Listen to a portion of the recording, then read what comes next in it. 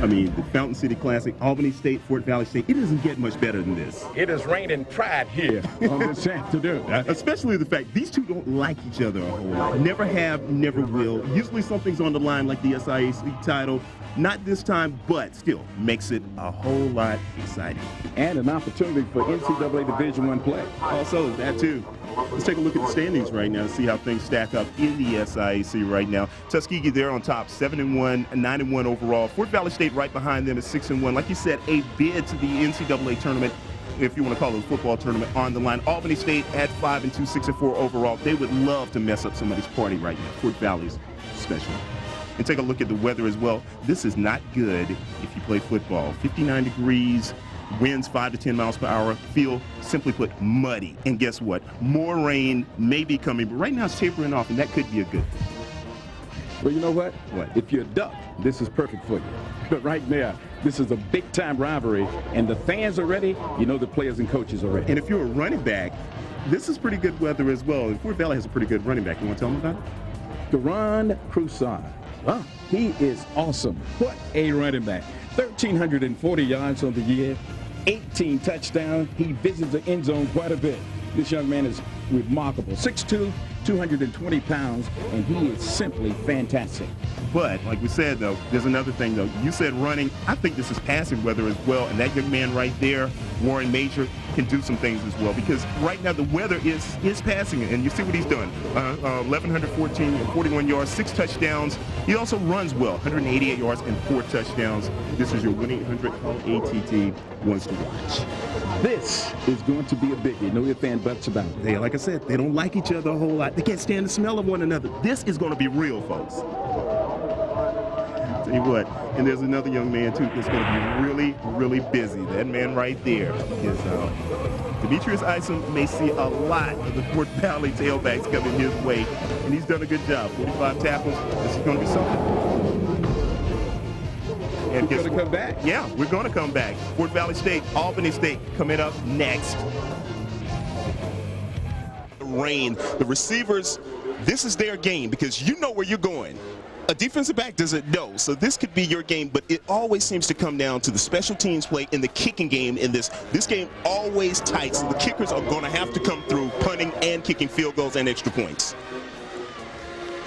Ready to get things started here. It's going to be a great one. Albany State is going to be kicking off on this afternoon. And, you know, when you look at what's taking place, if you take a look at the coaches, and the coaches really no love lost either, because there's a huge rivalry with both of these coaches, but they've really done an excellent job preparing these teams for the contest on this afternoon. And we're on the way. Kickoff is taken in the backfield, and yeah, a nice run, returning with considerable yardage. Albany State coming out and showing early on that they're establishing themselves early on with good field position. What a tremendous return. That's Rashawn Moulton with the return. And as we said, we told you special teams are going to have to play big in this game. Look at the field position they have already at the 48-yard line. You don't get a better starting position than that. Well, you know, Fort Valley is certainly looking to get themselves established early on now. As we get ready, the ball is spotted at about the 48-yard line. It'll be 1st and 10. Getting underway with the 13th annual Fountain City Classic. And off in the backfield, Vasco Sutton. He is wrapped up in a hurry. Edward on that one. That's Walter Curry with that tackle. As we told you, they had to stop the run early. If they let Fort Valley get started, that is it. There's your starting lineup right there. With the backs and receivers, of course, it is a great one. Deron Croson, he has done an excellent job. We'll talk about him. That offensive line is huge there as we take a look at that, blocking up front and hopefully getting some running room and some daylight. One of the lightest ones on there is, what, 295? These guys are like 310, 315, 320 easily across there. Ready now, back for live action. Look at the pass coming across on the right flat, and it is caught. Wrapped up, though. Little gain on that play. Not a lot of gain because, once again, looking for that pass. Cecil Lester he doesn't throw a whole lot, but when he does, he's pretty accurate with it. He has almost as many yards rushing this year as he does passing. And we're taking a look at the defensive line. That is big for the Golden Rams. Linebacking core is a tough core. You get through to them, you get some pops. Demetrius Isom, the main one there. And that secondary. Boy, they do a lot. They're going to get some work, though, on this afternoon. Yeah, they might get some work. Unfortunately, it's tackling Deron Corson. Cecil Lester, 647 yards on the year. Roll down, look at the pass, the pressure comes, slippery turf, gets rid of it in a hurry and throws it away. And I know that he was saying, thank goodness that I could get rid of that one because we're breathing right down his throat. He did good to get rid of that. He doesn't take a sack. And like we said, that defense is going to have to put a lot of pressure on the run game and the passing game when they do. So Albany State starting out, they didn't allow them to gain but 2 yards on this entire drive, and they're forcing them to punt now. Going to have to punt it away. And back deep for Albany State. Look at the receiver, of course, is Rafael, and he will be the guy that you have to be concerned with. Low snap, gets it away. Getting out of the way of it, of course, it is finally down. Go get him. And even though, you know, you see slippery turf out there, Edward, that was a pretty decent kick because you didn't allow for any kind of return. But pretty decent field position to begin with for Albany State. Yeah, you start on the 30-yard line and try to get something going. As we said, Albany State, their game is passing. And if they can get this established from the beginning, they got a chance to do some things in this game right now. Just want to remind you that Curry was in on every play on that first drive. So sticking your nose in there, getting busy. That's what you got to do in this game. It's you got to lay it out on the line. Operating now out of a shotgun. Here comes the pass over the left side, and it is caught. Still on his feet. 40, 30, 20. Cuts it back to the middle.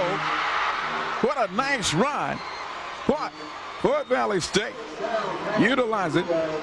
Goes on and doing an excellent job. As we said, what Albany State needed to do, establish that passing game early. What it was a quick pass. You caught the receiver streaking down the sidelines. He picked it up. Let's take another look at it right there. As we told you, Major, good quarterback. Gets rid of it really quickly. And that's young man Raphael, who's just doing an excellent job getting good field position that time. And look what he did. Turned into a sizable gain. Huge gain, getting it down almost inside of the red zone. In fact, it is inside of the red zone there. Albany State in good position. And steps up under quarterback now. Warren Major will look over the defense, steps back into the shotgun. He's audibleizing. There's a handoff. Turning it back inside, tough yardage inside. He saw something he thought he liked, something that could possibly break right there, and gave the inside handoff to McGee. Didn't quite work out, but still gained some yards. Well, McGee cut it back against the grain, and once again, though, tough defense by Fort Valley State. You know, you've got to look at this because it's going to come down to who can establish themselves early on. He's changing things again. Now shifting back into the shotgun, the long count, snap, pops the ground, picks it up, scrambling for his life, gets it to the outside, and goes into the end zone for the touchdown. And the whole time I said they need to pass, and what does he do? He takes a broken play and turns it into a touchdown by running, using his feet. Well, you know, Major has done it. That was a major play, to say the least, but he has been incredible. Takes something that looked like a busted play and turns it into 6. But look at the presence. He picked that up off the ground. It was a low snap, kept his balance, able to break containment, get to the outside, and find his way to the end zone right there. Just like that, 6 points on the board. On for the punt after attempt now is Arango. Kick is on the way, and the kick is good. Back with more of the Fountain City Classic after these important words.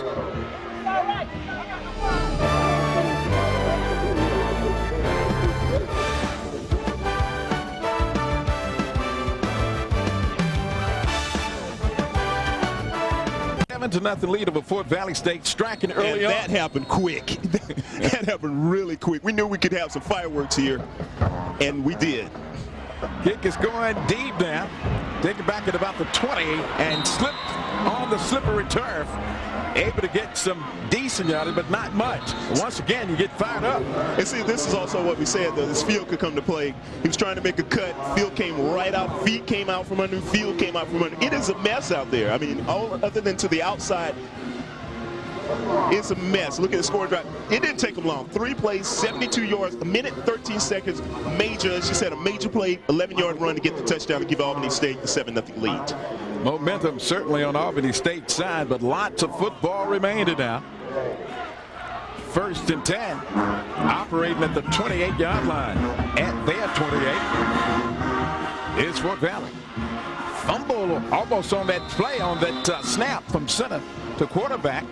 But very luckily, Lester retaining possession for Fort Valley. You see both quarterbacks being able, they're having problems with the snap. I'm sure that wet ball and being in the middle of the field is causing that. But the quarterbacks are showing good hands, being able to recover and make something out of nothing.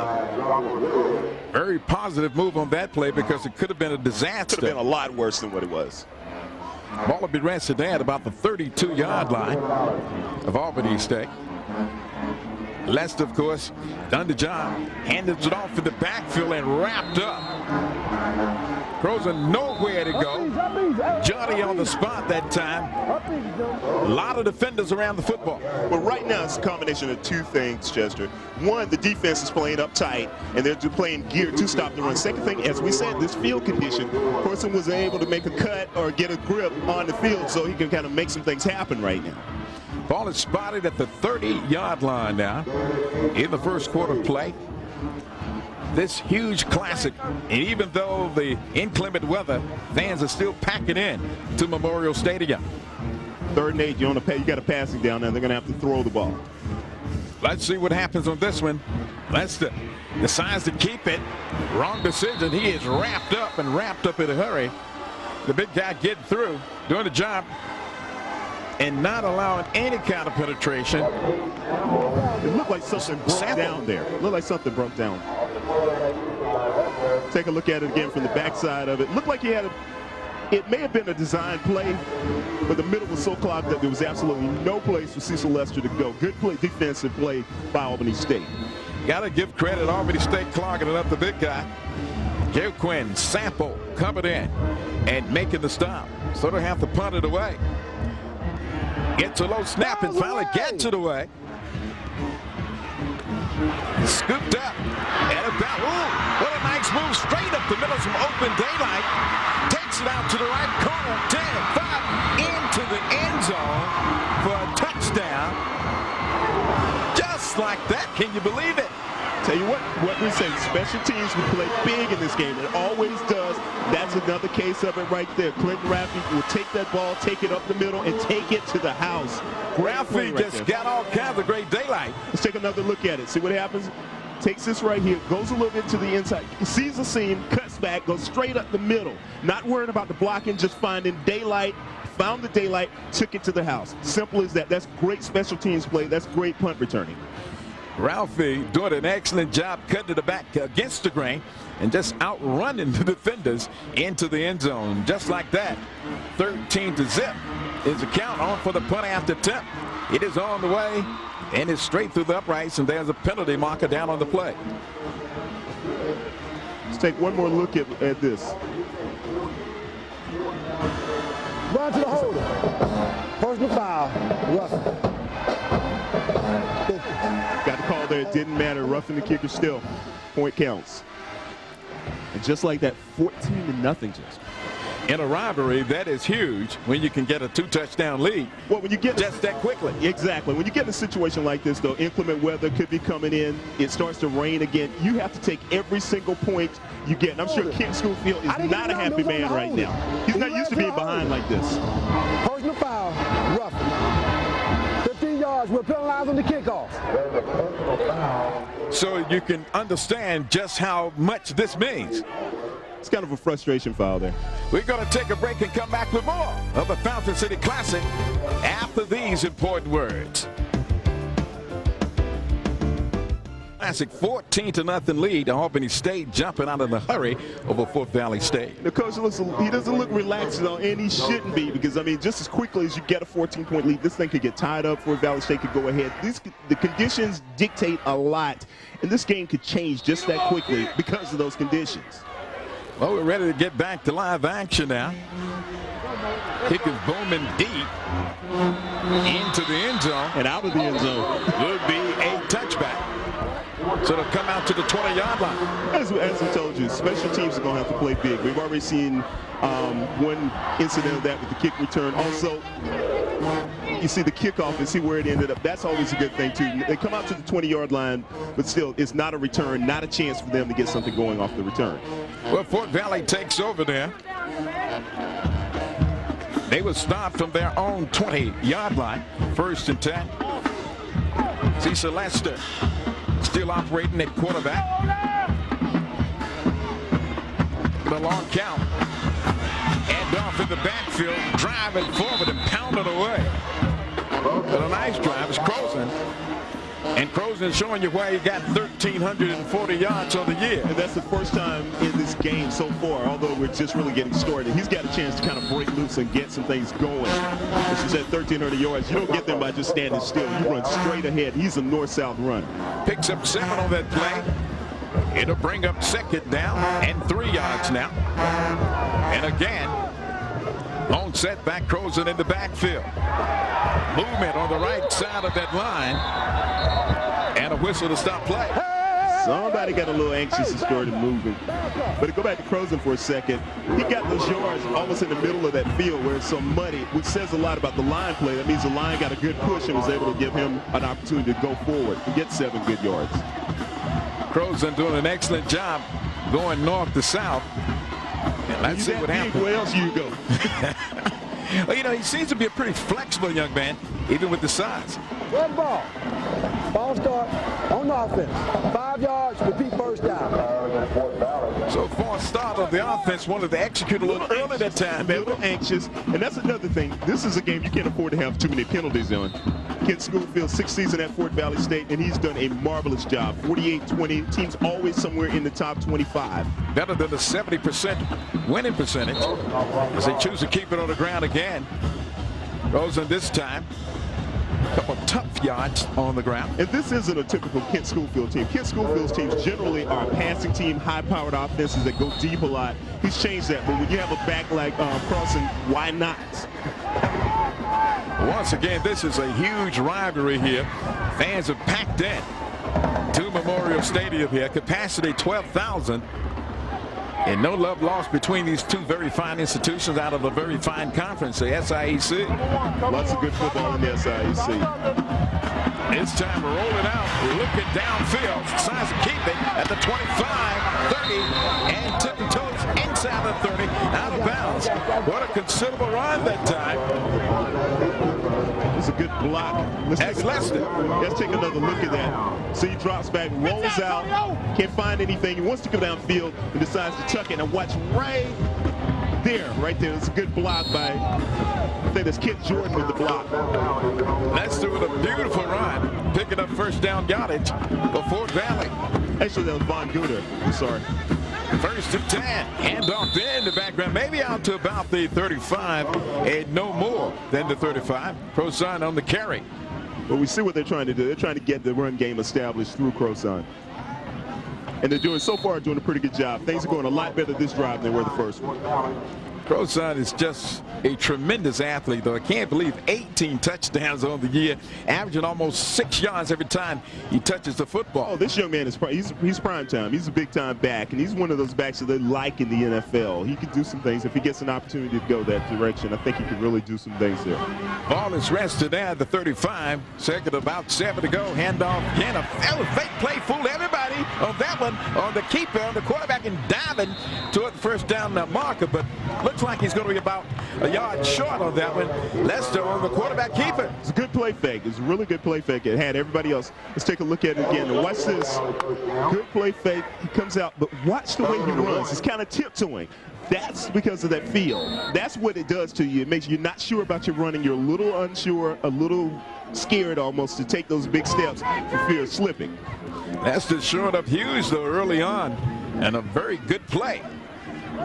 Just short of the 1st down mark, it seems like. But right there, very close to, here's a handoff, cutting it back on the right side, and coming up with 1st down yardage. On 1st and 1, you just, 3rd and 1, you just give it to your pony. Give it a Croson, let him go. Pony and let the pony run. Let the pony run, and he's doing just that. Take another look from up top. He just goes straight up. I'm following my blockers. Whatever I get, and he got good yardage out of it. Got to give credit to that big offensive line blowing open some doors and giving them some running room. Well, that's what you need in a case like this. I mean, this is probably the best thing for Fort Valley to do right now is run. It's what they're strong at, and it's what they do best. 1st and 10 from their 48, and again, tremendous defense, though, covered at the middle on that play. What a tremendous move. Andropoulos Williams getting in there and getting, I think he almost beat the ball there. Well, we talked about this linebacking core having to get a workout on this afternoon, but I didn't think they would get a workout like this. Well, so far so good, and these guys are doing a great job. He just shoots the gap right there and almost wraps up the quarterback and the tailback. It's perfect anticipation. Anticipated the snap count and got right in there without being offsides. It's almost as if he was in the huddle. Oh, they're getting down. Look at the helmet. They're getting down and dirty right now, Cecil. Chester, that's what they do. We're going to take a timeout and come back after this. Hang on.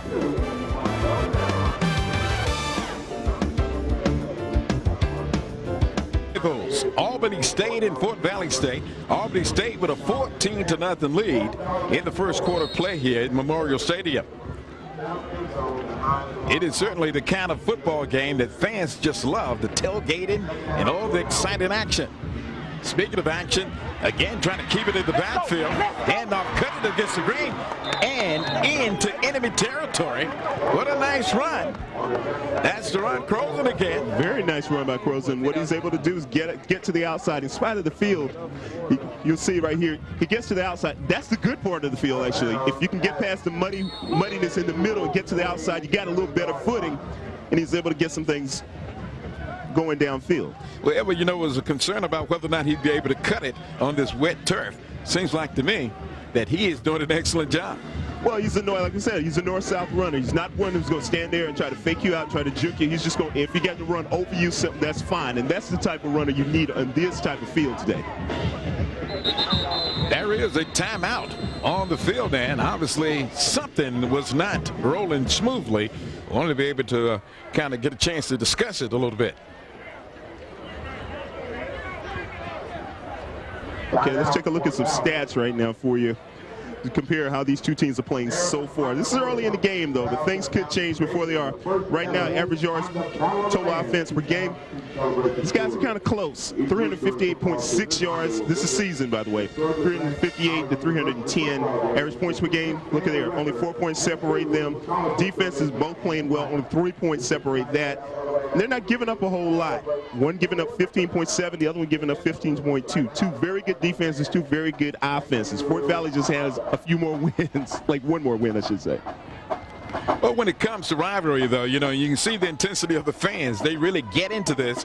You can throw the records out of the window because this is about bragging rights.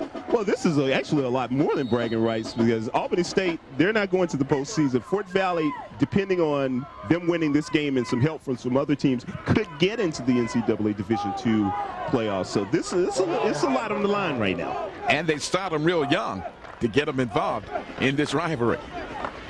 Huge play. Look at again, penalty markers on the play as the pass is incomplete coming down the left sidelines.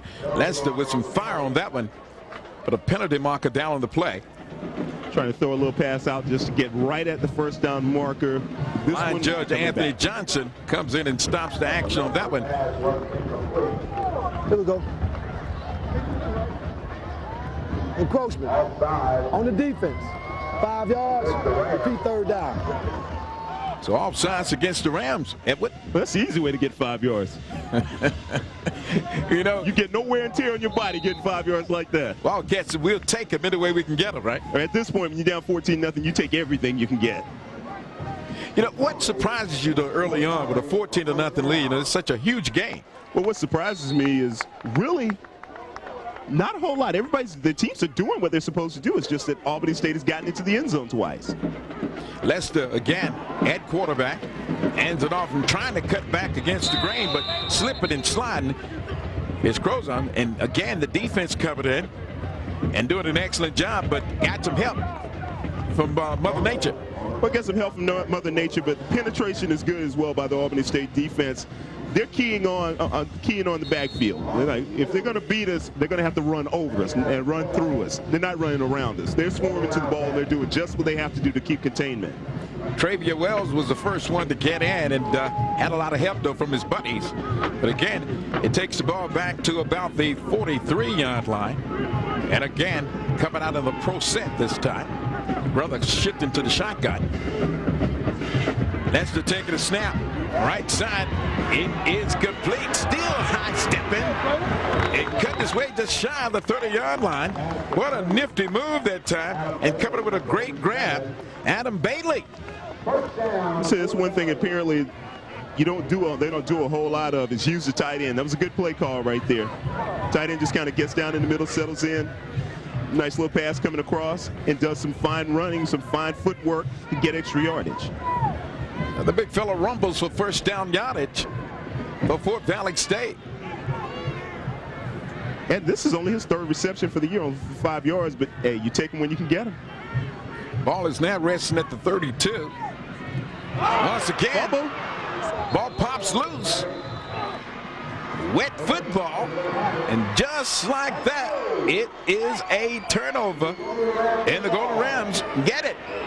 Now's the time Kent Schoolfield should get concerned, because if they can convert this turnover and it's a 21-0 lead before the end of the first quarter, oh, there could be some issues here. Let's take another look at what happened.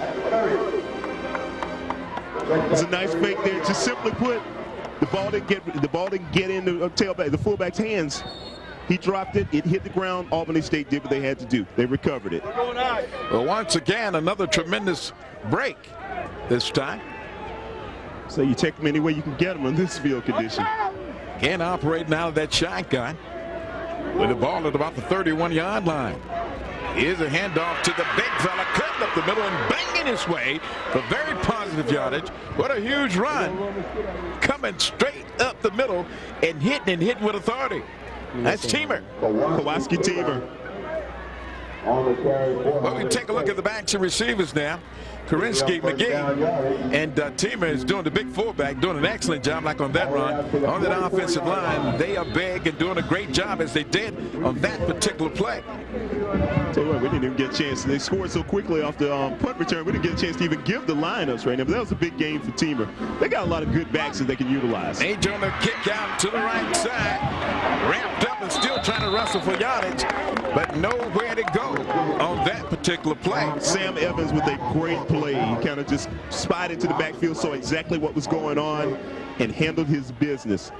He's a elite tackler on this team. He played the option well, took the pitch man, held on until he had help come in. So just once again, tremendous defense and reading that play real well as the ball is spotted at that 40-yard line now. It's 2nd and 14 now. So a huge play now. Out of the shotgun again. Looking, coming back across the middle at midfield. Nice grab and a nice hit, but that was a nice grab coming across the middle that time. Got a chance to get some of that back off of that play. When you lose yards like that and you can gain 10, 11 yards to get it back, that's always a good thing. Drumline defense. It's an excellent one. Take a look at the linebackers. It's Evans. He's one of the main ones in there. And in that secondary, pretty good job at Floyd, Young, and Cody. Cody with 9 interceptions. Again, out of the shotgun and a dive attempt, but couldn't come up with that grab on the play.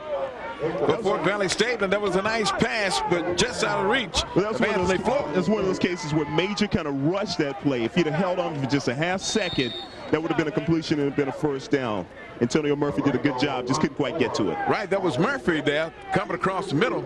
Could not hold on to it, so it's a punting situation. They'll have to boot it away back from about that 37-yard line.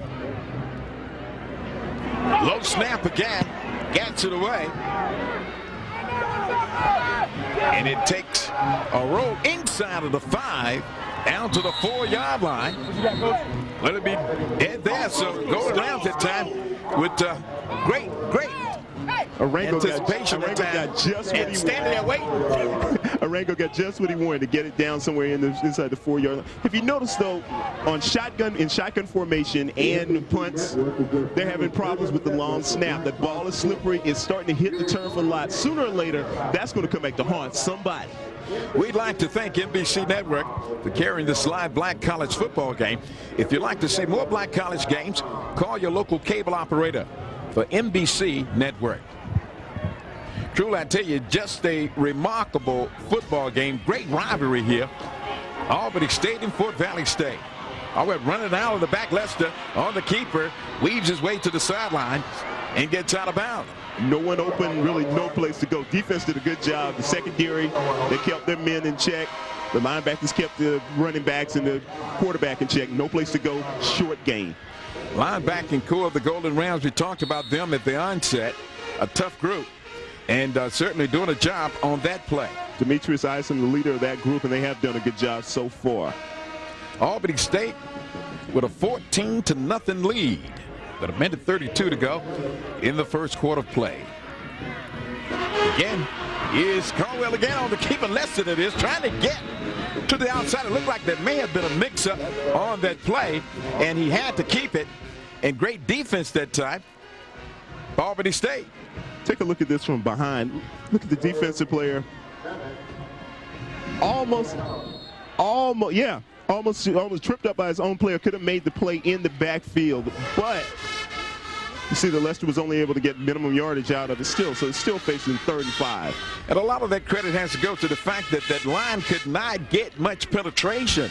Credit the defensive line, coming up real huge. Well, it's a good defensive scheme because you don't know who's coming, you don't know what linebacker is coming. They're getting into the backfield.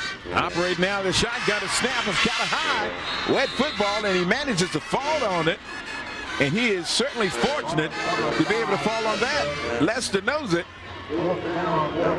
Take a look at sooner or later, maybe these quarterbacks are going to have to go under center because the wet ball, the muddy conditions are causing problems out of the shotgun. Lester did good just to be able to handle it. It bounced off his face mask. A lot of times that ball takes bounces. You don't know where it's going to end up. It could have ended up in the hands of an Albany State player that could have scored another touchdown. Going to have to punt it away out of the end zone. Gets it up. And that will give tremendous field position for Albany State. Not a good punt at all. Just kind of shanked it off the side of his foot and it just died there at about the 27-yard line. And you think, too, Edward, about trying to get rid of that football because being in the end zone, you know, is awfully tight there. Thinking about the defensive pressure and kind of rushing it. Plus, you have to worry about stepping out on the back line. If you step on that, that's a safety. Going to take a timeout. We're going to come back with more exciting action after this.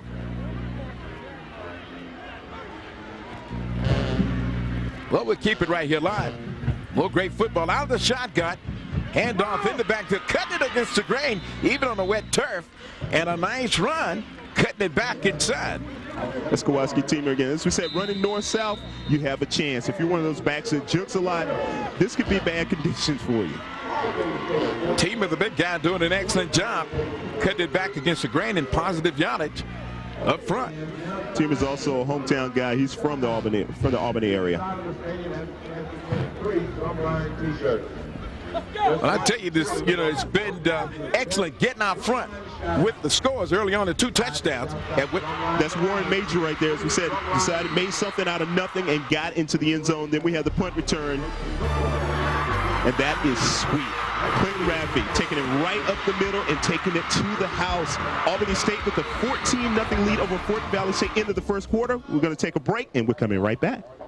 Annual Fountain City Classic in Columbus, Georgia. Albany State with a 14-0 lead over Fort Valley State as we get ready for the start of the second quarter play. Again, now here's the pitch out on the right side, following his blockers and get inside with pretty nifty run on that particular play. Albany State looking to keep it on the ground and get some positive yardage over on that right side. There's Brian Thomas, gave the pitch and he did get some positive yardage, taking it down to about the 17-yard. Take a look at the Honda quick stats for the first quarter. Just take a look at the Clinton Raffy. You know, he just did a job at a 61-yard TD punt return. That was big. That was huge. A chance to get some momentum going. They have that momentum going and looked like they could be scoring again. And operating now the shotgun.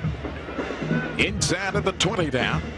Low snap on the keeper, cutting it back against the grain and down to maybe about the 12-yard line. Major doing an excellent job. So let's take a look at it again. It's almost like they're doing what Fort Valley normally does. They're running the ball. They'll be able to get some things going. Major just kept the ball, cut through, found a seam, and just got whatever he could get.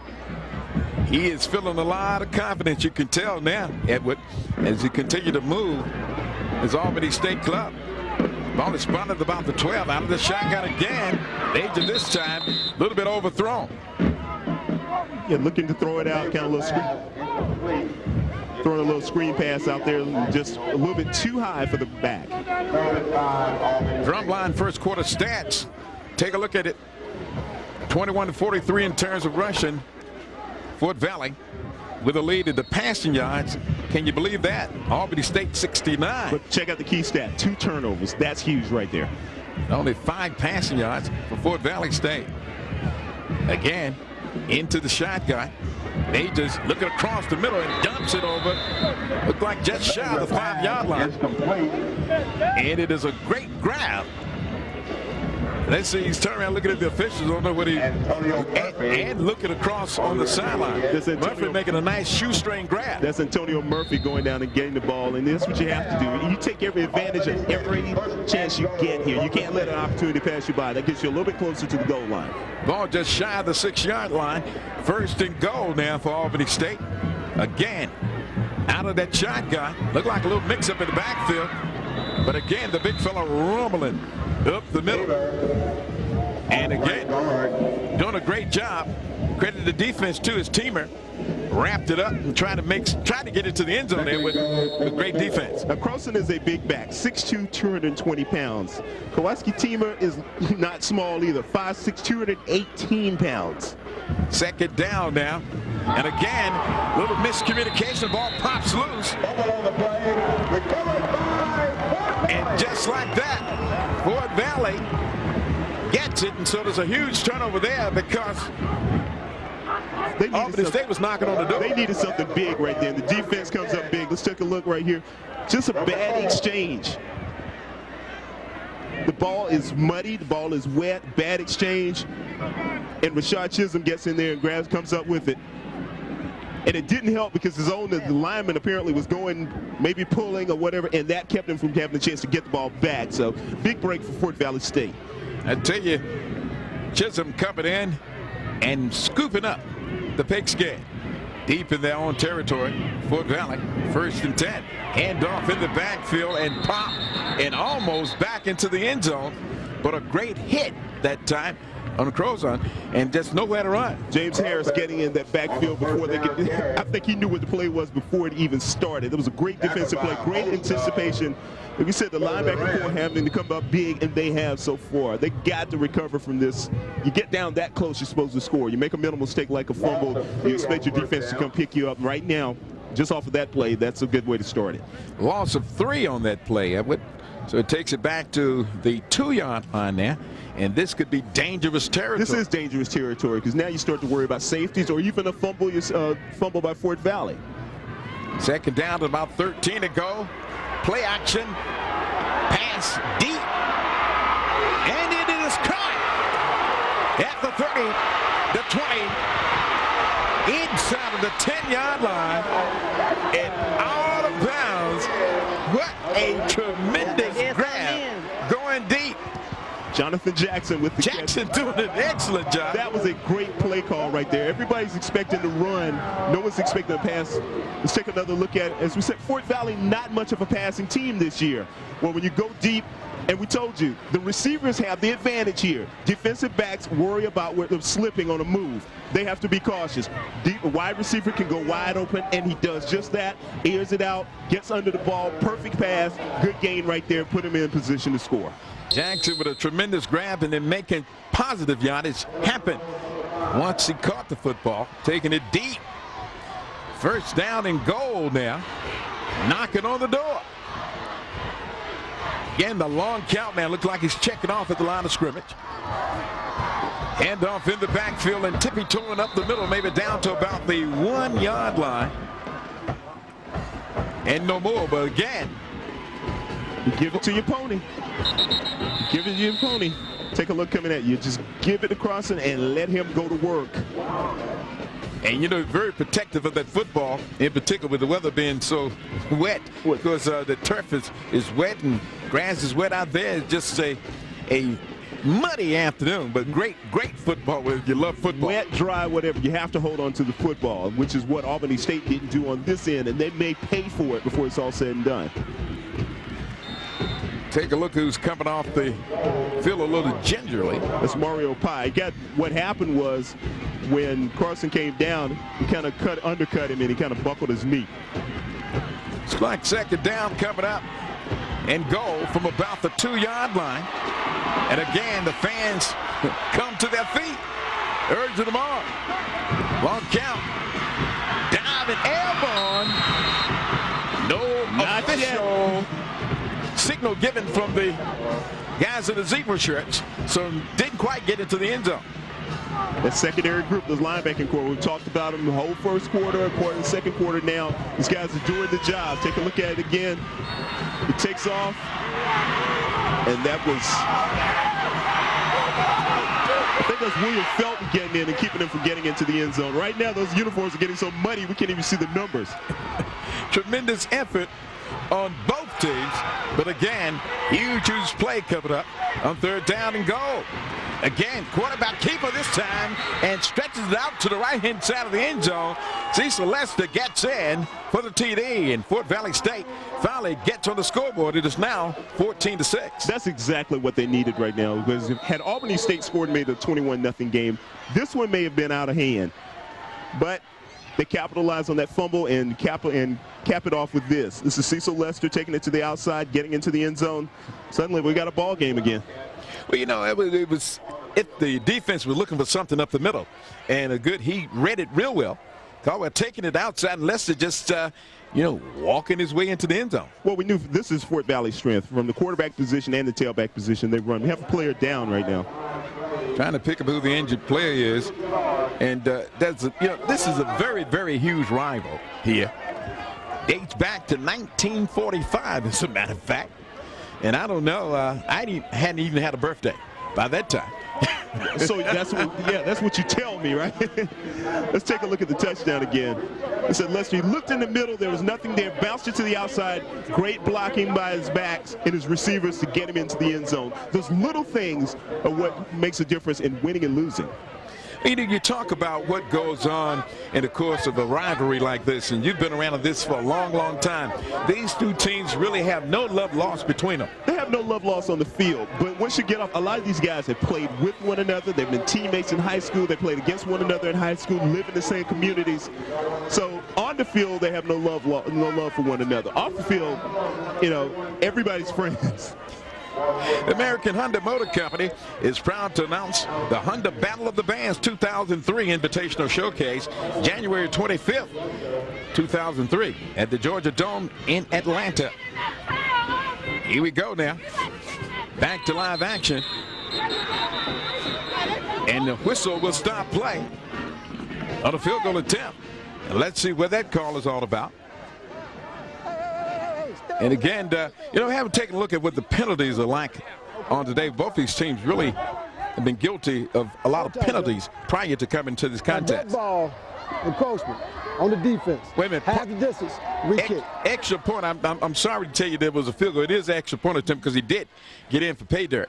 But like you said about penalties, a lot of times what you have in encroachment, people going off sides, when you get in a game like this, the adrenaline is flowing, and it doesn't help that you're in a wet situation, so you're trying to get the jump. You don't want the man in front of you to get that leverage, so you get a little anxious, and we're having penalties. It looks like they may be going for, well, they are going to go for it. I thought at one time they may want to fake us out and go for the two-point conversion, but they'll go for the punt after attempt. Long count. Snap. The hold and the kick is good. So just like that, Fort Valley State draws to within 7. Like I said, we got a ball game again. We're going to take a timeout. We're going to come back with more of this Fountain City Classic after these important words. Fort Valley State has gotten on the board, trailing Albany State 14-7. Fountain City Classic, one of the biggest rivalries in collegiate football. And again, kick is coming back to the Golden Rams, taking it deep, coming up the middle, and finally tripped up, trying to find some daylight, but nowhere to go, but still a considerable gain on that play and given pretty decent field position. That was Dondrell Williams with the return. Nice return there. Now the key for Fort Valley is they can't allow Albany State to score again. Take a look at the scoring drive. 5 plays, 96 yards, just 2 minutes and 40 seconds. Lester with that 1-yard run. No, he's second leading rusher on Kent Schofield's team with right at 500 yards. 503 to be exact. Doing a great job on that particular play. Ball is now spotted though at the 38-yard line. 1st and 10 now. Golden Rams operating now out of the shotgun. Taking a snap and handing it off at the backfield. And booming his way for some very tough yardage, trying to come up that middle. But not much running room. Great defense.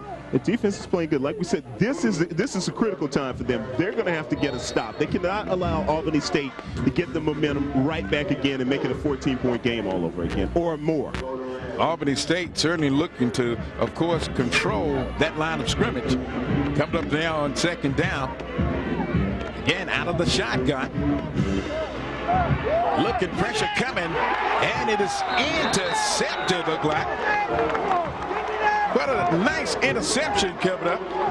And that's that guy, Rico Cody, again. Talked about him at the beginning. That's interception number 10. Number 10. That's an amazing amount of interceptions for 1 year.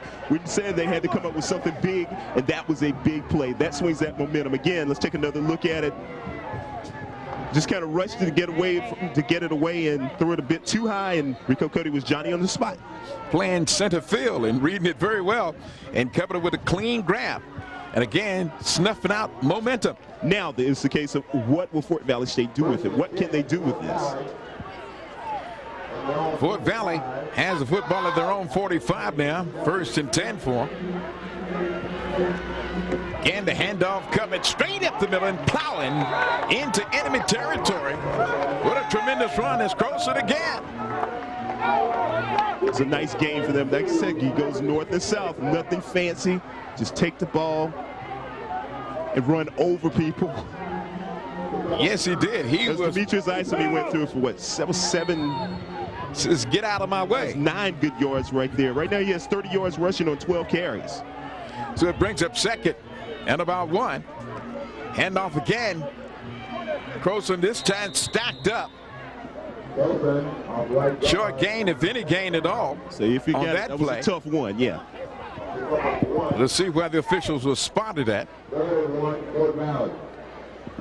This is just a tremendous rivalry, and when you talk about this kind of rivalry and the fact that these two teams get together and makes no difference what their season record is about, this is the one. This is the one that everyone waits for. Oh, this is the one they circle on the calendar from fall practice, beginning of fall practice. They look forward to this game no matter what's going on. This is a big play right here. Huge play now coming up. Long count. Full backfield. In the eye, handoff over the right side. Croson wrapped up. It looked like he may have gotten the first down. It's covered up in Demetrius Isom making the hit for the Golden Rams. Awfully close. See where they were spotted at. He didn't get it. Looks like he didn't get it according to the spot. So to bring up 4th down. So this is Albany State stepping up big, not wanting Fort Valley to get their momentum and come back and tie this game. Demetrius Isom coming up big, putting a hit on them, forcing 4th down, forcing the punt. Isom with a huge hit. As clock now. Have to punt it away for Fort Valley. Back at about his 35. Nice high boomer. Taken back at about the 8. Looking for daylight on the right side. And finally chased out of bounds.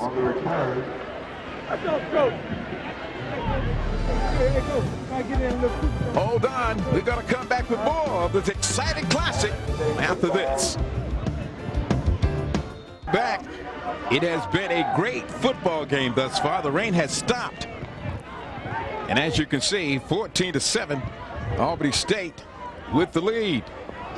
And again, penalty markers all over the place. And we'll sort this one out. Back up. As the officials trying to clear things out so they can huddle and have a conference there. But you mentioned the rain has stopped. Yeah, it stopped, but look at the damage it did before it stopped. This field absolutely is a mess. That ball, offsides, on the defense, had contact, 5 yards, repeat first down. So offsides, Fort Valley, and that's a 5-yard penalty. Like I said, take a look at the field right there. You see in the middle, it's just absolute mud right there, making it hard. Although Mr.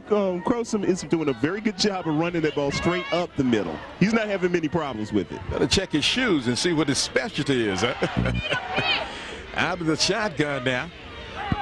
Golden Rounds with the football at about the 23. And the ball pops loose again. Fumble, and Fort Valley coming up with the loose ball. And again, Fort Valley playing tough defense. Antonio Hughes coming up. In a game like this, you need big plays. You need to have breaks. You need to have the ball bounce your way. Right now, Fort Valley's having just that happen. Simply, it was just what you've had all game. You've had a bad exchange. Looks like Major may have held the ball a little bit too long. Teamer didn't get the ball. They just simply missed the handoff. You're absolutely right, and that's something that just cannot happen, and you expect to maintain possession of the football. Huge turnover, huge break for Fort Valley. Rolling out, still looking downfield, looking, and finally decides nowhere to go. Great coverage deep in the secondary. And Lester had to keep it and run out of bounds. Great coverage in the secondary, and great containment by the linebackers and the defensive line as well to allow him to get absolutely nothing. He had to take this one out of bounds. So 2nd and 10 now covered up for Fort Valley State. Actually 2nd and 14, they lost yards. Check that again. They did lose yardage on that. So it's resting at about we'll make it about the 28-yard line. One thing Fort Valley State can't do right now is go backwards. They have to move forward and at the very least get a field goal out of this.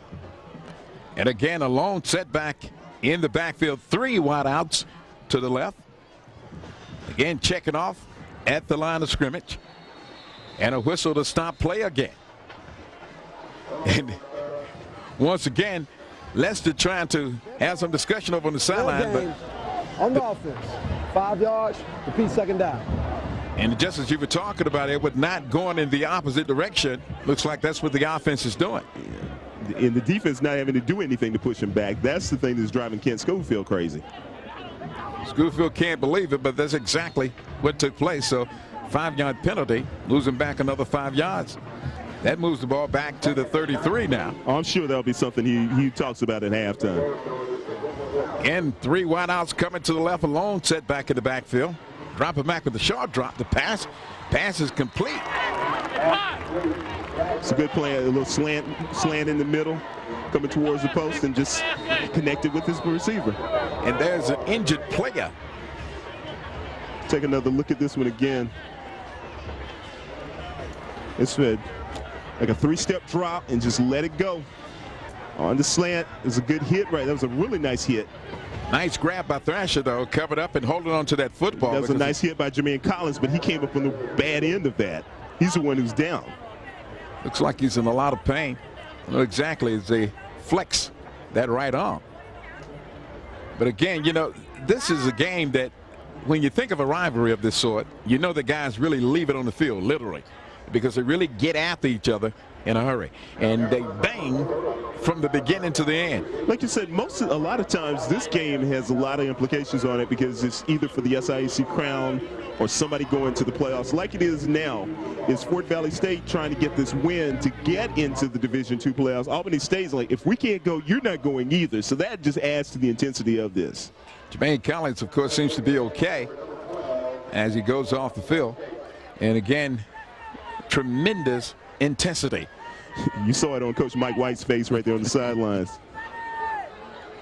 Looks like we're going to get back now to live action. Fort Valley trailing 14-7 in this one. We're in the second quarter play with 6:30 and ticking to go. in this one. And you know, always an exciting halftime coming up as well. Movement on the line. Tremendous movement on the line, as a matter of fact. Tell you what, those yellow handkerchiefs are starting to get really dirty right now, because they're hitting the ground a lot. And the legal procedure, of course, will be the charge against Fort Valley. And see, each time something like this happens, you take a little bit more momentum away, because you're going forward, and then all of a sudden you see yourself going back. You take a step forward, you take 2 steps back. Sooner or later, that's going to wear on you. Takes it all the way back now to the 23-yard line. And it brings up a huge down off the shotgun. Operating, swings it in the flat on the left side. A solid hit, and hit hard. What a mean hit coming up top. And I mean, that's what you're talking about. That's bringing it. That is Tommy Jackson, and he did just that. Ooh, I could feel this one up in the booth. So well, it's a nice little swing pass. That's as good as like an option or a handoff. You get it in Crosson's hands and let him do the rest. Well, hello. That is what we used to call back at home. That's a jack right there. Watch it again. Just dropped the head and went straight into him. Somebody's going to win. Somebody's going to lose. Crosson's got to be wondering which state he's in. Okay, look at this formation. Look at the shift. Student body right. Swing pass. Almost picked off. Incomplete. And again, great defense.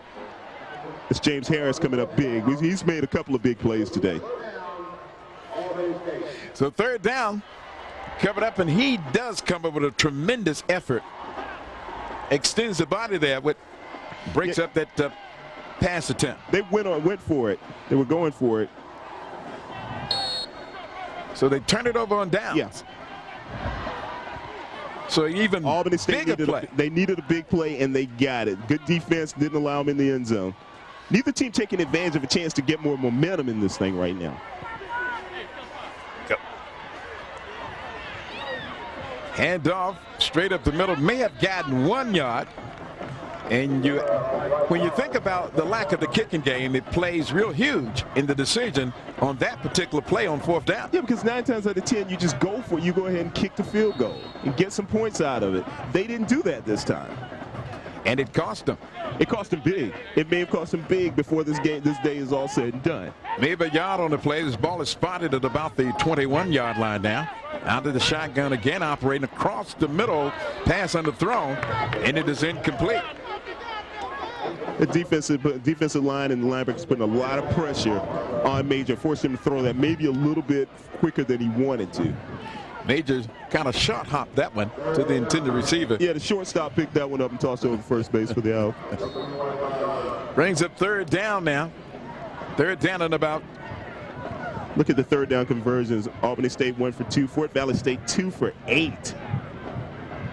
Again out of the shotgun. Major again looking downfield, overthrows, out of bounds, and it's 4th down. I don't know if it's because of the wet football or mud or whatever, just him being anxious. He's overshooting his receivers a lot. He's throwing them way over their heads on a lot of the passes he's thrown so far. Warren Major certainly, that one he would like to have that, but he has to let his kicker come in now and see whether or not that he can boom it away. Anyway, you saw Kent Schoolfield there. He's an offensive-minded coach. He's really an offensive genius. He's come up with some good schemes, and he's hoping for a chance to maybe do some things. Ball pops loose, but gathered in. What you got, Coach? We're coming back with more after this.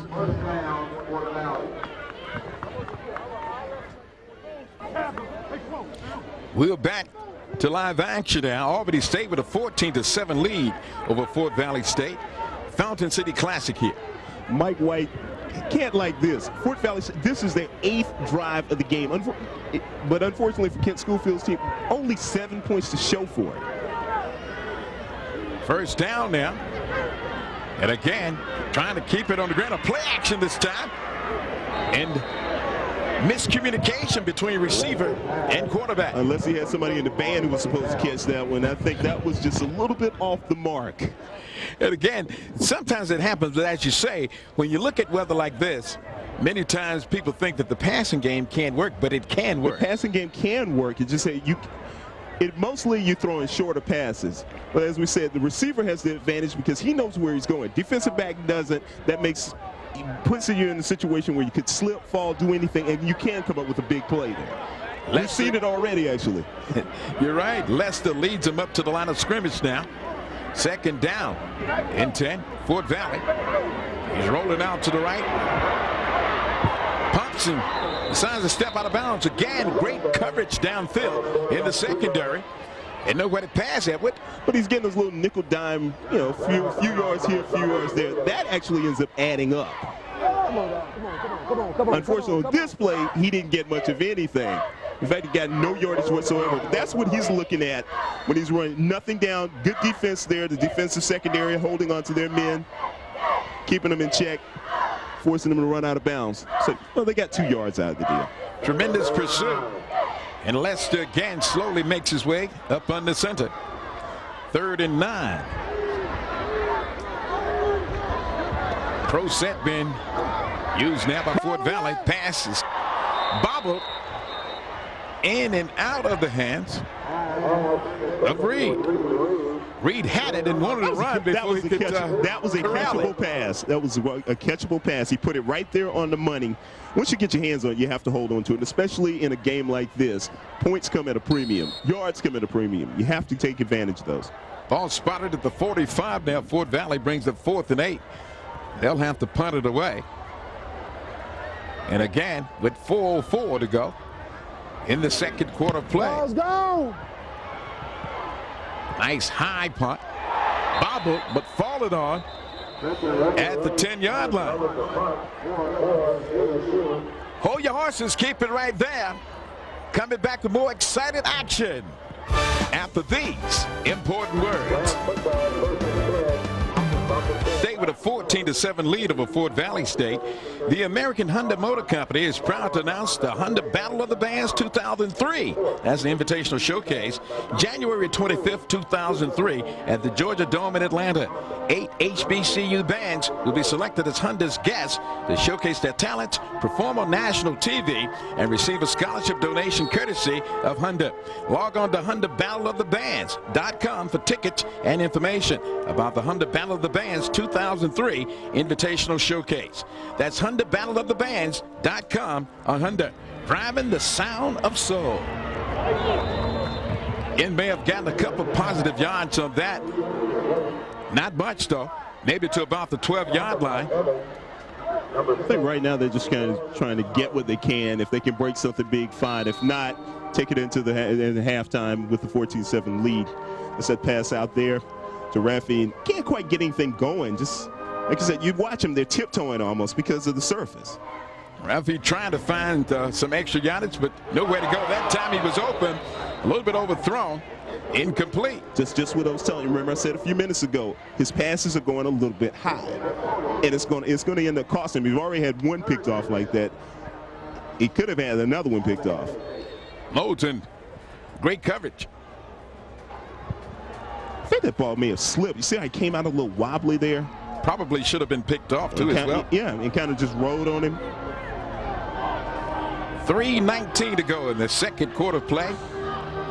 Again out of the shotgun, looking deep on the right side, up for grabs, incomplete.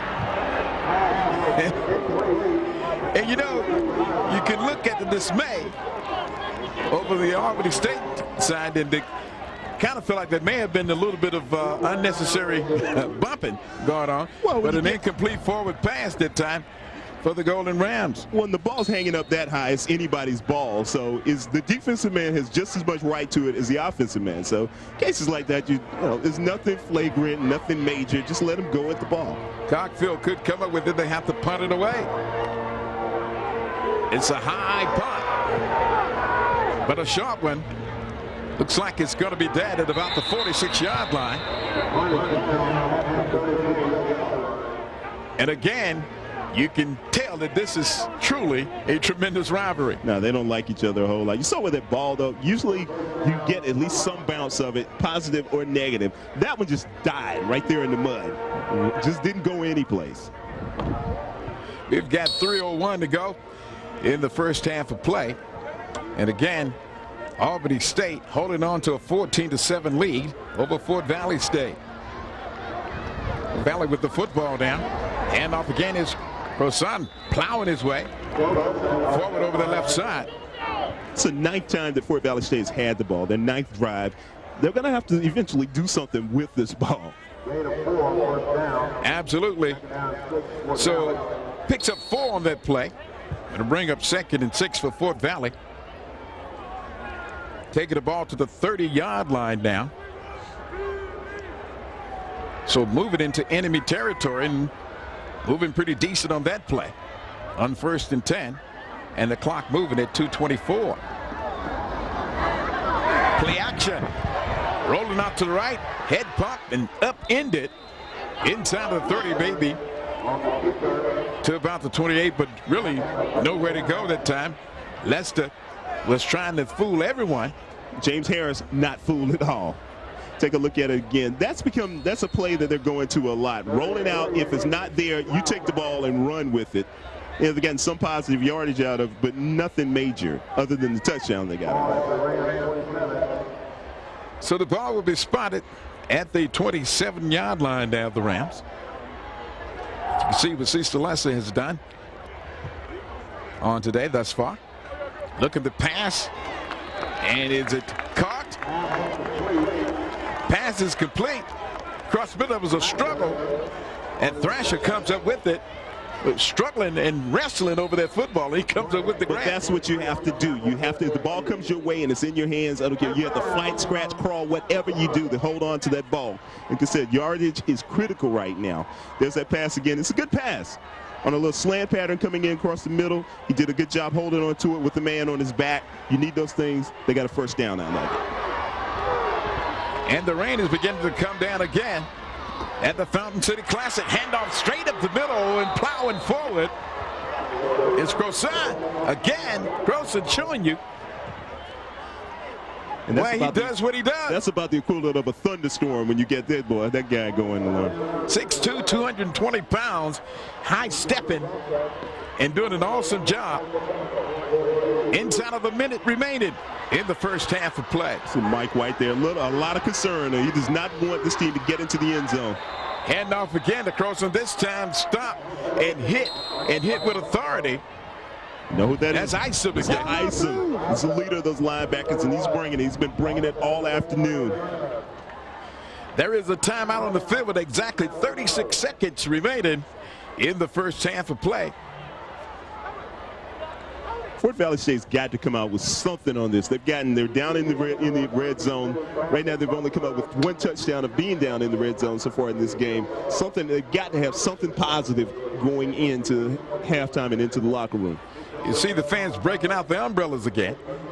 You know what? Makes me glad that we're in this play-by-play team and in the press box. I want to thank Chrysler, a very fine sponsor, doing an excellent job supporting this kind of a heritage classic as this is tremendous. Chrysler, thank you for all that you do. A lot of support to the HBCUs. Just a tremendous crowd on hand, though. You know, capacity here, but at about 15,000. Something around that. And this game is just grown every year. I've been fortunate enough to be a participant in a few of these games, covering them when I was working in local television. And each year it just gets bigger and better. They do a great job with this between the two schools and the city of Columbus. You know, and Albany State with an 8-4 advantage in this classic in terms of victories. But all of them have been close, trust me. There they are in that spread formation again. Student body left, huh? Again, Lester on the keeper, looking to turn it upfield, nowhere to go. Great defense. Ball pops loose, but the official saying that it was down. Did they say it was down? Fans are saying, wait a minute. This is Albany State's ball. Actually, it was a fumble. If we can take a look at it again, ball came out before the whistle. Beside. See Lester, he's scrambling. And great pursuit there, great containment. He didn't have it. My beanbag See, ball pops out right there. That's why I messed up. My beanbag came out. It does pop loose. Ball pops loose. Before he's down. That's a fumble. In most states anyway. And Albany State does, and like we said, that's what Fort Valley State, the last thing Fort Valley State needed. Once again, they're at the 15. Golden Rams covered up with it on a quarterback keeper and booming forward. Major trying to make something positive happen and does get positive yardage out of it. Well, Albany just content to go into the locker room with the 14-7 lead at the half, and that's exactly what they're going to do as the clock winds down. It's going to bring us to a close of the first half of play, the 13th annual Fountain City Classic. And just like that, 14-7, Albany State with the lead over Fort Valley State. We'll be back with the Chrysler halftime report after this.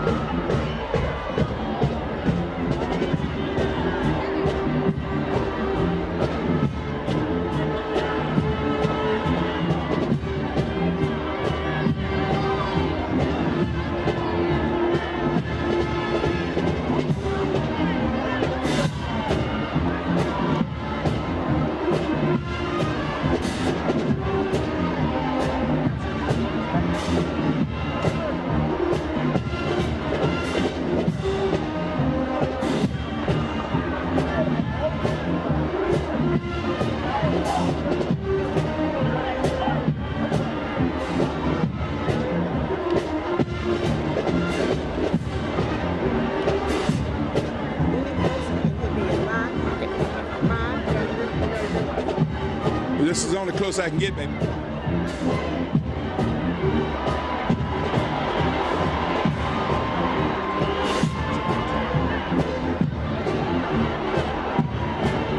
It is halftime, and always a great classic here. Lots of great fans, and of course, it starts with two fine institutions. Dr. Holmes, she is young and, of course, moved to the very old. But it is always a great opportunity to get together and talk about great action from two very fine institutions.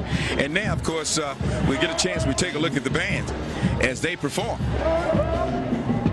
Classic going on right now. We're at halftime. Albany State has a 14-7 lead over Fort Valley State. This is one of the premier classics in the country, and the guys who get this thing really started are the athletic directors from Albany State. Dr. John Davis, thank you for joining us so much. How important, I mean, really, how important is this type of game, not just for Fort Valley State or Albany State, but for... It is certainly a classic that has been going on for a long time, and this fierce rivalry has been taking place since 1945 as we get ready for the start of the second half of play. And no love has grown in those years either. Golden Rams get the football deep, as you can see, muddy all over the place, but pretty positive return there. And again, Golden Rams will set up shop. Albany State would get the first opportunity offensively at the start of the third quarter play. That was Dontrell Williams. Now, on that punt, you see where he just stumbled just a little bit?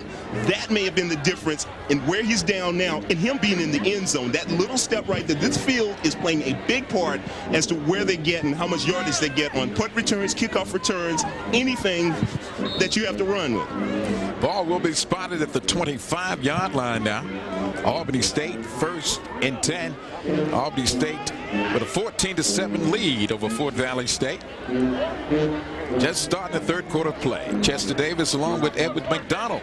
Fountain City Classic. Now the shotgun, the whistle to stop play. This is not how you want to start your half with the false start. Once again, we looked at the penalty situations coming into this game. Wasn't pleasant for neither team. And it's not getting any better right now. Dead ball, false start on offense, 5 yards, repeat first down. So the offense gets whistled for the infraction. That's a 5-yard penalty. Back to the 20-yard line now, first and 15. You don't want to start out your first play of the second half of first and 15. That's exactly what Albany State's doing. They're putting themselves in a hole. Instead of going forward, you're going back. Major down out of the shotgun. Gets the snap, dumps it across the middle. What a nice grab. That's Ralphie again, and he makes a nice move.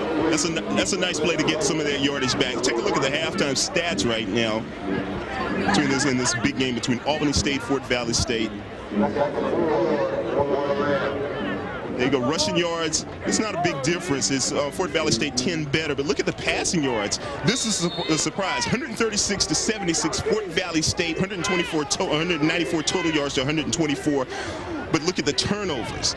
3 turnovers for Fort Valley, 2 for Albany State. But Fort Valley capitalized and got points off of a turnover. That's how they got their 7. Once again, now back to live action out of that shotgun. Look at the pass. It's the gun up top.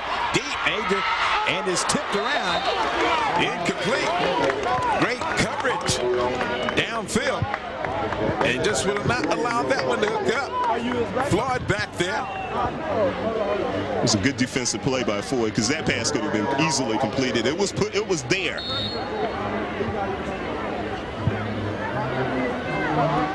Look at the first half leaders. Teamer 23 yards. Crowson with 41. Receiving, of course, we take a look at that. Jackson, what about him? He's been doing an excellent job. 1 pass. That's a 93-yard average. That's a pretty good average. A big hit. Fort Valley stiffening up the defense. Sam Evans. We said he had to have a big game, and he's coming up big. Evans coming up real huge on that one. As the ball spotted at the 32 now. It'll bring up 4th and 4. Mike White, you can see the intensity. He's starting to chew on that gum a little bit harder. Golden Rams had to punt it away. Takes a Golden Ram bounce, and finally it is down. You actually want to call that a bounce? A dead bounce. That was a dead bounce. Like we said, we go back to the way this field is right now. If it's a normal condition or under normal conditions, that ball's rolling for a little while, but it hits that mud and it dies. It takes a little something from the punt. Well, I tell you, coaches have got to be concerned because field position becomes ever so important in a contest like this. And even when it's not inclement weather, it can be awfully tough when you got 2 rivals such as this. But this has been still an excellent football game. 14-7 is the count. Fort Valley trailing with the ball resting at their 35-yard line, 1st and 10. Here's Crowson again in the backfield, keeps his legs turning and makes something out of nothing. Pretty much got something out of nothing, but that's what he does. You don't get over 1,300 yards by just stopping every time you get touched. This young man keeps going forward, keeps those legs turning. A lot of times you do that, you end up breaking. And you can see the fact that he has turf all on the front of his helmet. That this has certainly been a gooey matchup here. Doing a little landscaping there. That's when you know you're working. When you got turf in your face, man, and won't take it out. That's a tough guy. 2nd and 6 now. Fort Valley from their 42-yard line out of the shotgun. However, Sasa keep it. Trying to follow his blockers on the right side. Hand it out of bounds. Great defense that time. Just not really able to get on the outside and get anything out of that. Curry covered up big and hammer him out of bounds. But one thing that does, though, the defense gets in the mindset of he's going to run. Sooner or later, you can fake that, drop back, and maybe throw a short pass or even go long. But that kind of loosens up that secondary, and they start creeping up just a little bit, getting a little bit closer to the box to stop the run. That's when you take advantage of it. Ball is spotted at the 42 now for Fort Valley. 3rd down. Look at the 3rd down conversion. Neither team tearing it up on 3rd down conversions. 3rd and 4. Ball bobbles loose, scooped up. Balester goes downfield deep. And almost tried to trap it, but the officials right on top of that play. Well, you know, you got to do a little acting in football as well. He tried to sell it. Didn't quite work out, but yeah, I'll give him A for effort. Thrasher extending his body and trying to come up with the grab. Couldn't quite do it. Pass a little short too on that play, but again, slippery elements. Just like that, Fort Valley is going to have to punt it away. Kent Schofield is trying to figure out what in the world do I have to do to get something going. Clock. It's off a pretty decent punt. And we'll be down at about the 31-yard line. Yeah, that means Albany State will have decent field position as well. We're going to take a break and come back with more exciting action from Columbus, Georgia after this. We're back at the 13th annual Fountain City Classic. It is a great one. NBC Network is your family's urban network for black college sports. If you're enjoying the game, let us hear from you and let us hear all about it. Visit the website at NBCnetwork.com or send emails to comments at NBCnetwork.com. Back now to live action. Out of the shotgun. Golden Rams operate. Pass over the middle. It is caught and dragging the defender forward for maybe 2 or 3 extra yards. That was a nice scoop. Edward Harper going down to get the ball and get some good yardage out of it. Getting a first down out of it. And you know, you talked about how the passing game, Edward, could work in weather like this. They prove it on that play. I want you to look at something. Watch, he's in shotgun formation. Watch how low he's starting to get the ball. Let me see if he goes down and does it again. He's going down low. That's a sign that we're having problems with the snap. Longer keeper cutting it against the grain and headed straight down the right sideline. And Fowler getting hammered, but deep in enemy territory. What a tremendous run. Enrico Cody saved the touchdown. Actually, apparently going down low does something good because he picked that one up. That's a design play. He reads the defensive end coming in and just takes it to the outside. He's pointing out his blockers. He's got good speed, taking it down the field a little bit more, and he could have broken this. Major with a major run. 45-yard pickup on that play, and it's a big first down. Just like that, the handoff in the backfield wrapped up in a hurry. Coming up making a big hit as Willie Batts. The give was the Kowalski teamer. They were hoping he could break something, at least get a few yards. There's a big man, north-south runner, just like you need in this game. But the Fort Valley defense played extremely well, played the play well, and shut it down. Once again, there was a tremendous run, though, prior to that play. But again, defense stepping it up for Fort Valley. Operate again out of the shotgun. Major steps back. Crouches to get the snap. Gets it. Pressure comes and had to get rid of it. Incomplete. That was a nose dive right into the turf. But this is a situation we said about Fort Valley before the end of the first half. Same situation for Albany State now. They're in the red zone. They've got to come away with something. Marcus Larry coming through and applying a lot of heat. He dropped the bomb. Thought the gap band was playing up in here. Ball is at the 11-yard line now. Golden Rams with the football on 3rd and 11 in the third quarter play. 10:37 remaining. Again out of the shotgun with a long count. Now crouches. Takes a snap and the pressure comes. Goes down, but not all the way down, and scrambles forward. The positive yardage, I'm sure. At least he didn't take a loss. That's the good thing. That was good. That shows good athletic ability on his part. Also a good defensive scheme on Fort Valley's part. They just bring it right there. Linebacker coming straight through the gap. He gets down. He didn't touch. Got some positive yards. I'm sure the coaches were looking for a call saying that his knee was down, but you're absolutely right. He eluded the would-be tackler, making positive yardage out of what should have been a loss. What should have been a loss. Well, it's on 4th down now, 4th and 9.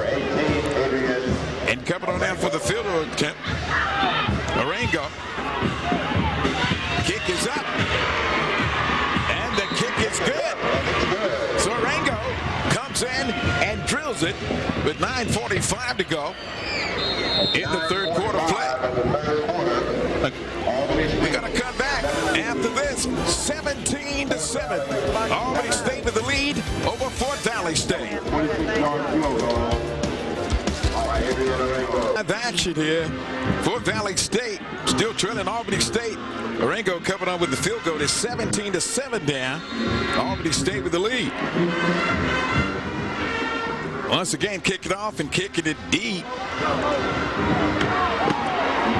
And about about the 20 and finally scrambling forward, and again slippery turf, but may have been tripped up trying to move forward and may have been injured, at least shaken up a little bit on that play.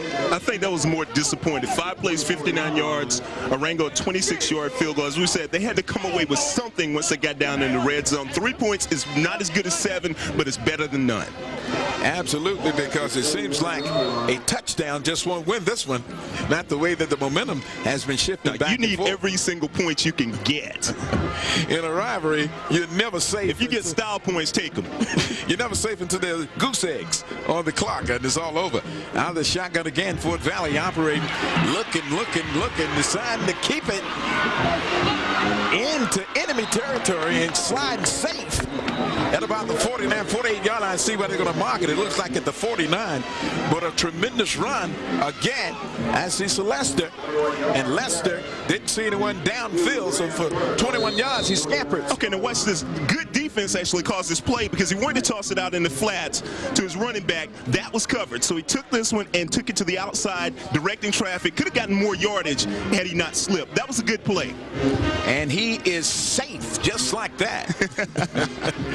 See Lester doing a great job at quarterback. Hands it off again in the backfield, still keeping his legs plowing forward. That's Grossen again. Like I told you, watch, he keeps those legs moving. And if you keep your legs moving as a running back, good things are going to eventually happen. He just never stops working hard. 1,340 yards on the year. And adding to that total. Yeah, adding to that total. As we speak. As we speak. The total board is running. 8:40 and ticket to go in the third quarter play. 17-7. Albany State with the lead over Fort Valley State. And what excitement here in downtown Columbus, Georgia. Still operating out of the shotgun. As it takes a snap, looks lots of time. And that ball is tipped and it's incomplete.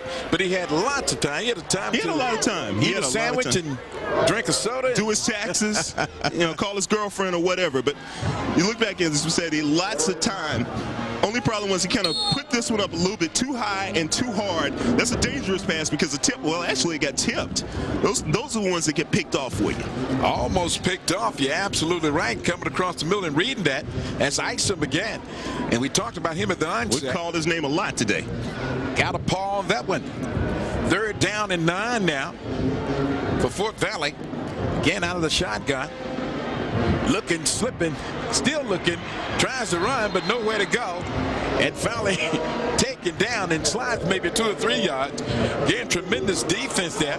Golden Rams just coming up the middle and just not allowing anything to happen. Great coverage downfield. And Outlaw coming up showing you why he's doing the job that he's doing this afternoon. Well, bottom line, that's a coverage sack. The defensive secondary did a great job holding on and keeping the wide receivers and the backside of the backfield in check. That was simply a coverage sack. Good defense by Albany State. 4th and 1 now. And Fort Valley will have to punt it away. And it is taken back about the 22 at the 30 down. 35 trying to spin on the left sideline.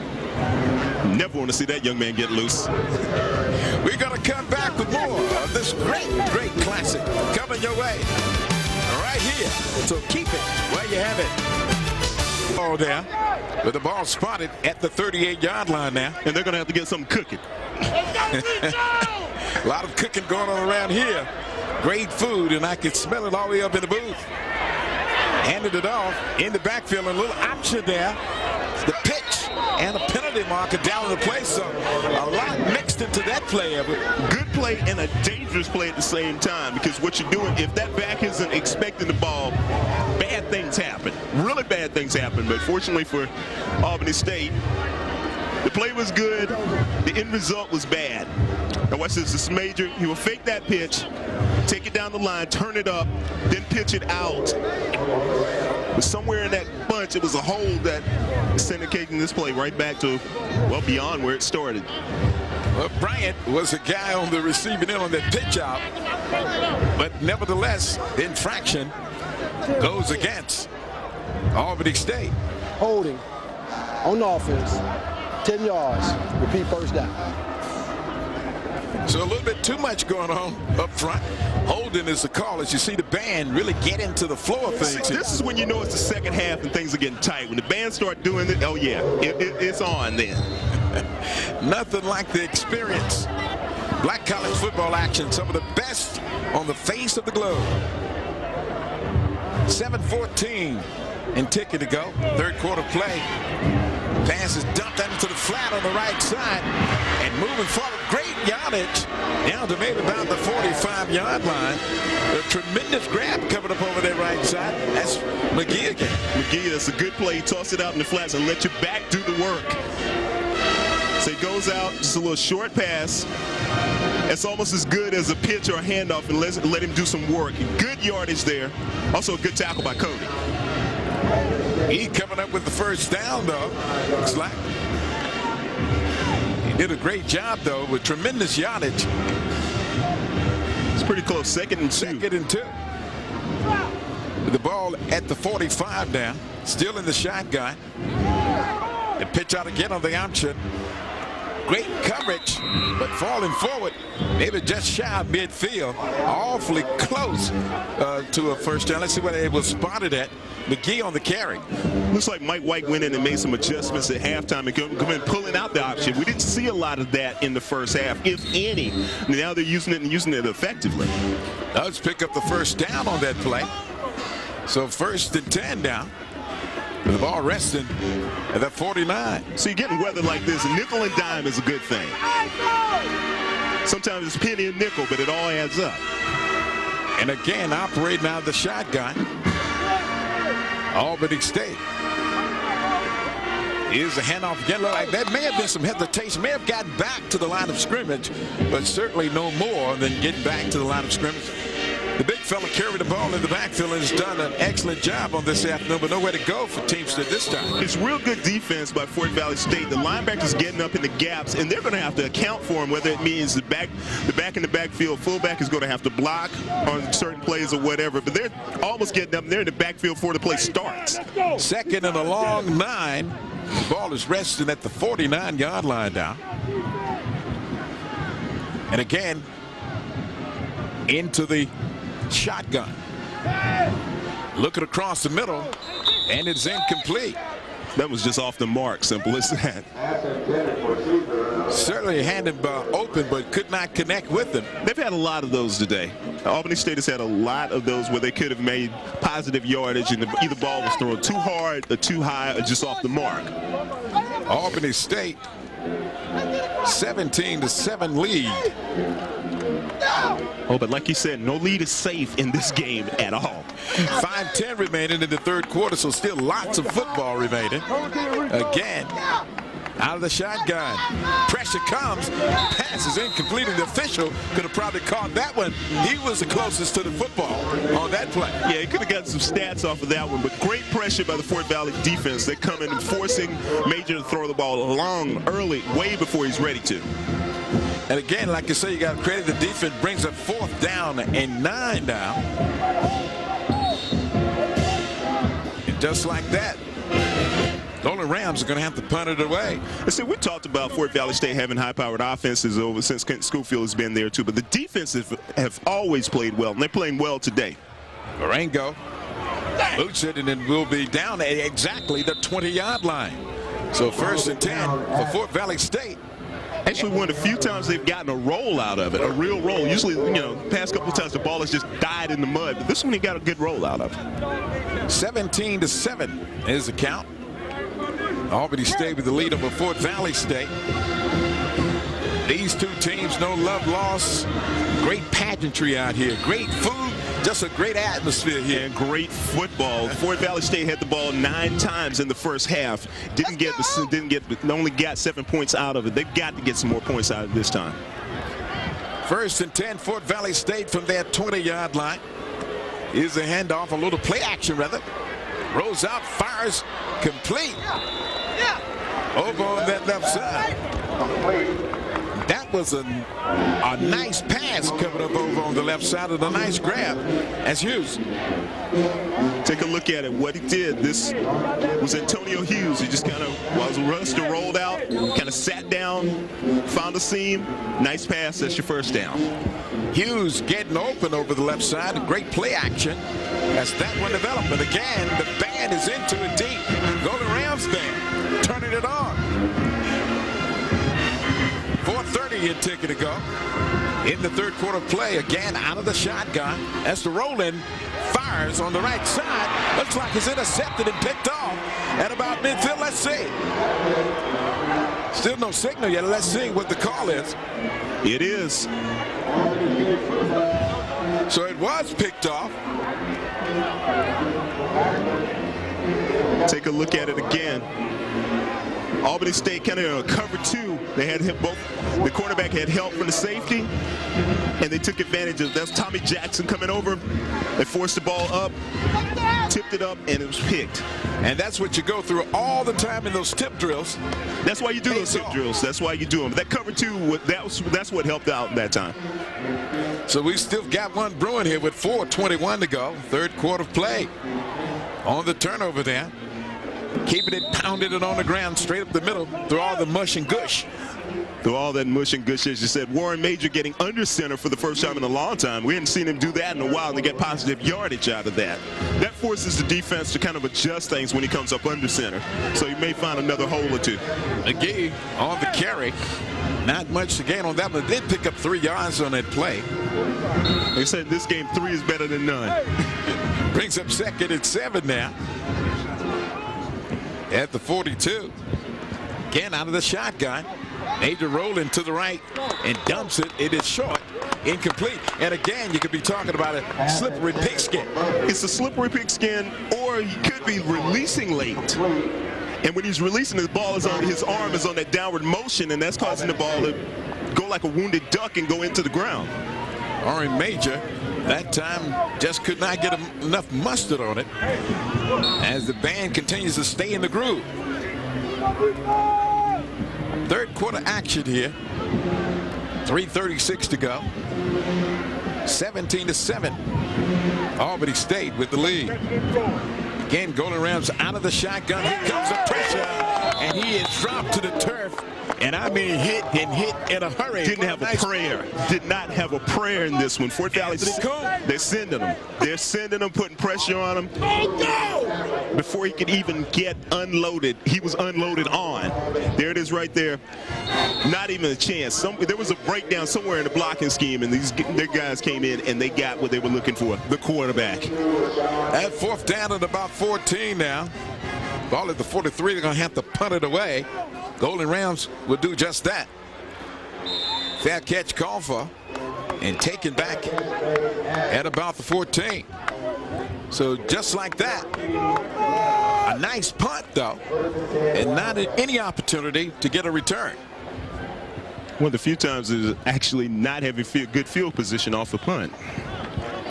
NBC Network is your family's urban television network, the positive programming the entire family can watch. Call your local cable operator to get NBC Network. Believe me, it's great television. Good stuff. Good stuff.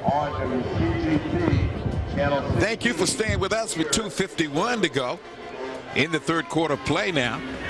Fort Valley with the football again, play action, and looking, still looking, nowhere to go, and finally tripped up inside of the 10, looked like back at about the 8-yard line. That was not what Fort Valley State needed at that point. Albany State applying the pressure. And you see who it is. That's Ison. Oh, yeah. Ison covered in and sticking out the big paw and covered up with a big hit. Take a look at it again. This is Lester. He's rolling out, hoping to find someone that he thinks, maybe I should run it. That was a bad decision. Mr. Ison right there played it well. Didn't go for any fakes, kept his containment, and got the job done. This young man has played a great game. As a matter of fact, a 7-yard loss on that play.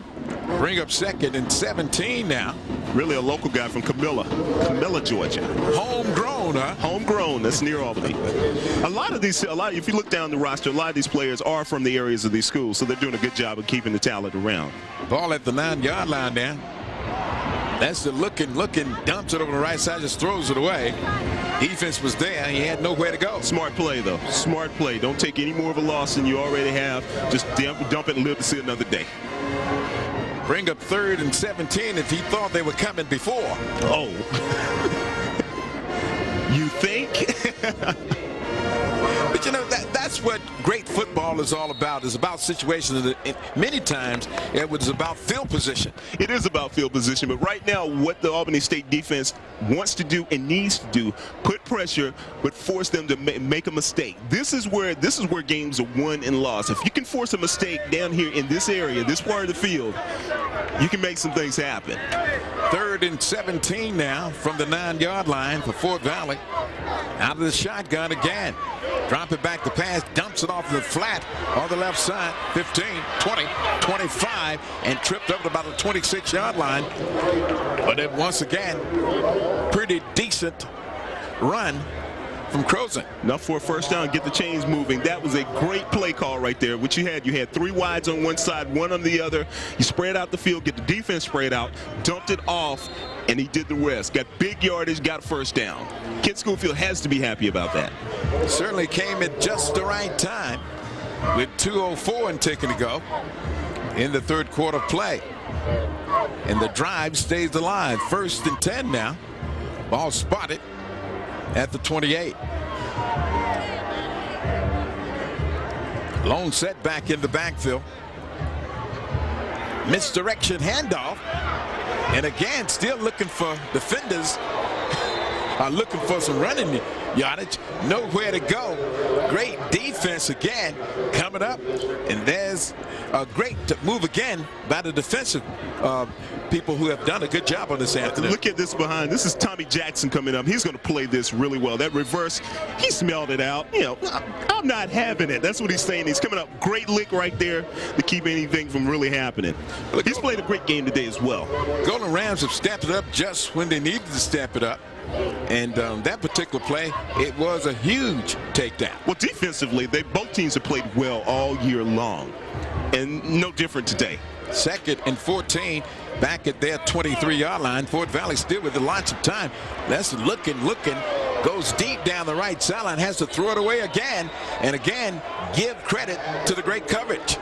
Great coverage, great pursuit, great pressure. Let's take a look at this pressure. I tell you what, that young man has played a game as well. That is James Harris. And get a chance to get that lick on the quarterback as well. He'll remember that the rest of the game. He's going to kind of be looking for James Harris now. As a matter of fact, Lester a little bit shaken up, limping over to the sidelines. Again, it was a pretty big hit. Well, that's a pretty big guy who hit him. 6'1", 251 out of Thompson, Georgia. Talking about James Harris. Get a new quarterback into the game. Liam Jones would check in now for Fort Valley. You can tell he's just checking in. And he's coming out running and gunning. Uniform. It takes off. Wrapped up. Once again, there's that guy. Yeah, that is a sure sign. That's a sure sign he's new. When the uniform is still clean in these conditions. I think our uniforms even got dirty. But he takes it up the middle again, getting just kind of. Cecil Lester's a little shaken up. Looks like he could come back. Right now, he's still feeling that hit from James Harris. Having to punt it away, and it is blocked. Great pursuit on the special teams. And a tremendous block. It will be Albany State's football. Let's take a look at it from behind. Kent Schofield can't be happy with this. Snap just a little bit off, and that was enough time. Who's that got in there? It was Luther Newton who got in there. Got the block, did double duty, got the recovery. So great work again from special teams. Albany State in business, but they've got to take advantage of this. Tremendous field position and deep in enemy territory. Pitch out to the left side and scramble. scrambling into the end zone for the touchdown coming over on the left side. And there's that gentleman who has done the job on this afternoon. He and McGee. Koreski McGee getting the job done. I said they had to make some things happen. A great play call right there. Get him to the outside. I think they've been running inside a lot. The pitch, he's got a lead block right there from the fullback, a nice block there, and he just outruns the rest of the defense, gets to the corner, give him 6. Just like that, 23-7. Albany State widens the margin. When you make big plays like that, you have to take advantage of them. Not just in this game, in any game, and they did just that. One at the tip. It is up, and it is good. So Albany State increases his lead to 24-7. Got some breathing room now. And also fired up. Get the band into the action as well. Fans are really pumped up here. You know what I want to do? I want to take a look at the key. Let's go back to the keys of the game, because either we're geniuses or something just happens right. Because everything seems to be playing out right now for us. Take a look at that. We said that, you know, Warren Major had to have a major game. He's playing extremely well. The linebackers had to do what they had to do, and the defensive line had to dig in to contain the running game. They've done just that. Special teams has been a major play in this one. Fort Valley, they've been able to run, but not as much as they've wanted to. The receivers, they've caught a few passes, but they've not been, other than that one long play, it hasn't been anything major. And like I said, the kicking game, we saw the punt just get blocked. It was going to be major. And those were your Chrysler keys to the game. What if I can get a keys to a Chrysler? You can certainly motor all over the place in style. That's right. They got to share the love. Isn't that the slogan? Share some the love and keys. Two coaches concerned about what's going on. One has got to feel jubilant. The other one is wondering. Well, right now, I think Mike White's concern is that clock running. Again, down Fort Valley, getting a little bit of positive daylight of what should have been stopped when the initial contact was made. The man has a 24-7 lead, and he's still scowling. Third quarter is over right now. Let's take a look at how things went for the third quarter. Big play here. Warren Major on a keeper, getting good yardage, and that led to this field goal by Antonio Arango, 24-7, Albany State. Albany State's beating Fort Valley like a drum, aren't they? They are having their way, 24-7. Is that a smile? Was that a smile I saw on Mike White's face? First time all afternoon. Start of the fourth quarter play there. Caldwell rolling out, looking the pass, still pumping and hit. He tried to dump it loose, did get rid of it. And let's see, is he slow getting up off the turf? Because someone is looking for intentional grounding, flagged down on the play. Ball didn't cross the line of scrimmage. It did not. The ball guy didn't cross the line of scrimmage. But again, starting the fourth quarter play. Touched the ground on offense. Lost it down. Second down. And that's exactly what happened. Tell you what, in this second half, Cecil Lester has had a hard time of it. He got dropped back in the third quarter. Lots of pressure right now. He had an intentional grounding. It's just not his half right now. 14:50 to go in the fourth quarter play. 24-7 is the count. Albany State with the lead over Fort Valley State. Second down and 15 now. Ball at the 29. Fort Valley out of the shotgun. Pass. Is it caught? Diving attempt. Looks like everything may have given him the completion. That's a good catch. That's a good catch. Take another look at it. Lester finally actually had time to throw the ball. He hadn't had a lot of that this half. I want to tell you who that was, but the mud on the uniform won't allow me to. Nice grab, though. That was Lee Dixon. tell you that mud was going to get in the way of finding numbers sooner or later. It was Lee Dixon from Atlanta. Great catch there. Picked up 7 on the play, 3rd and 3. Pitch out Croson, trying to cut it against the grain. He is wrapped up and dropped, and I mean dropped in a hurry. TJ, Tommy Jackson bringing it again from that strong safety position.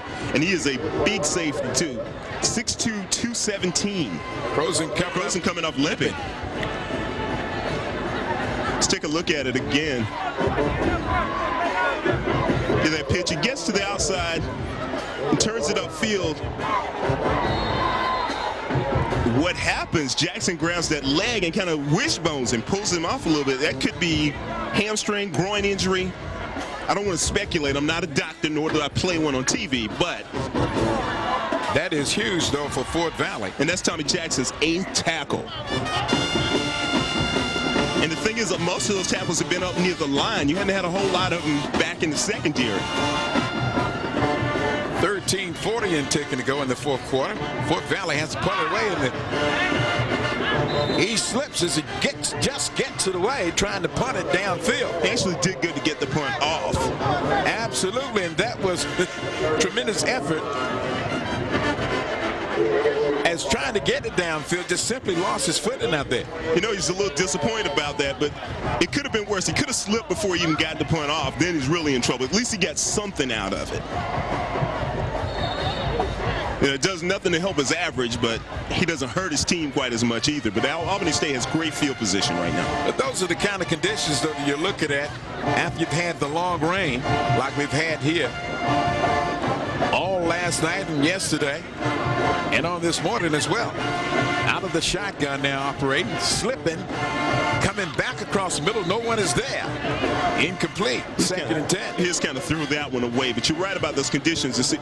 With both teams running the ball so much, this field is just getting, it's muddy, and that's getting a lot more chopped up. And yeah, look at how low he slips a little bit, and that may have contributed to that pass sailing on him. But as we said earlier, Major's getting low. That's because that ball is slippery, and it's a little bit easier to kind of put it low than try to put it up for him to get his hands on it. And also that way, if the ball hits the ground, he's already down there to get on top of it. 2nd and 10 now. Rolling rounds from that 37. May have gotten to about the 40-yard line. No further. As again, on the quarterback keeper was Major. And he's got some major yards, too. Through 3 quarters, he had 9 rushes, had 62 yards, and just added to that. On the stop that time, Jarvis Wimbush for Fort Valley. 3rd and 6 now for Albany State.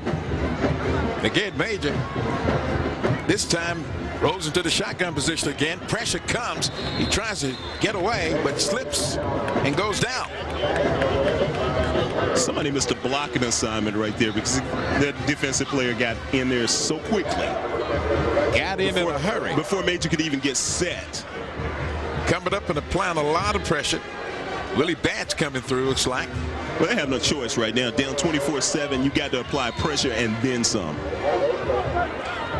12-18 and taking to go in the 4th quarter. Brings up 4th and 14 now.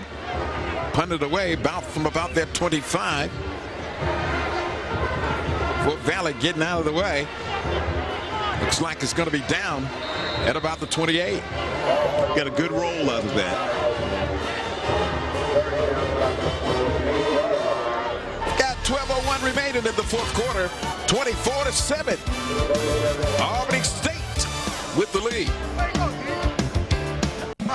Remaining in the 4th quarter. Take a look. 1-800 call AT&T stats. Thank you very much. I will call you on that. Please accept the charges. 3rd quarter stats for me. Rushing is ASU with 110 to Fort Valley 76. That's a little bit of a surprise. We thought that would be different. The passing yardage, Fort Valley State with 166 yards, equal in the first down department, 9 first downs apiece. And still just a little bit over 12 minutes remaining in this one. Albany State 24-7 over Fort Valley State. Really the only numbers that count right now. Fort Valley pass is complete at about the 34-yard line. And again, trying to pick up the numbers with all the mud and gush. You like that gush, don't you, man? This is a good pass by Lester. He had a chance to set up, Threw it out in a great grab up there. That's Lee Dixon going up and getting that grab. Tremendous grab and maintaining his footing and doing a pretty good job once he got it. Making it to the 35-yard line. Well, right now they need everything they can get.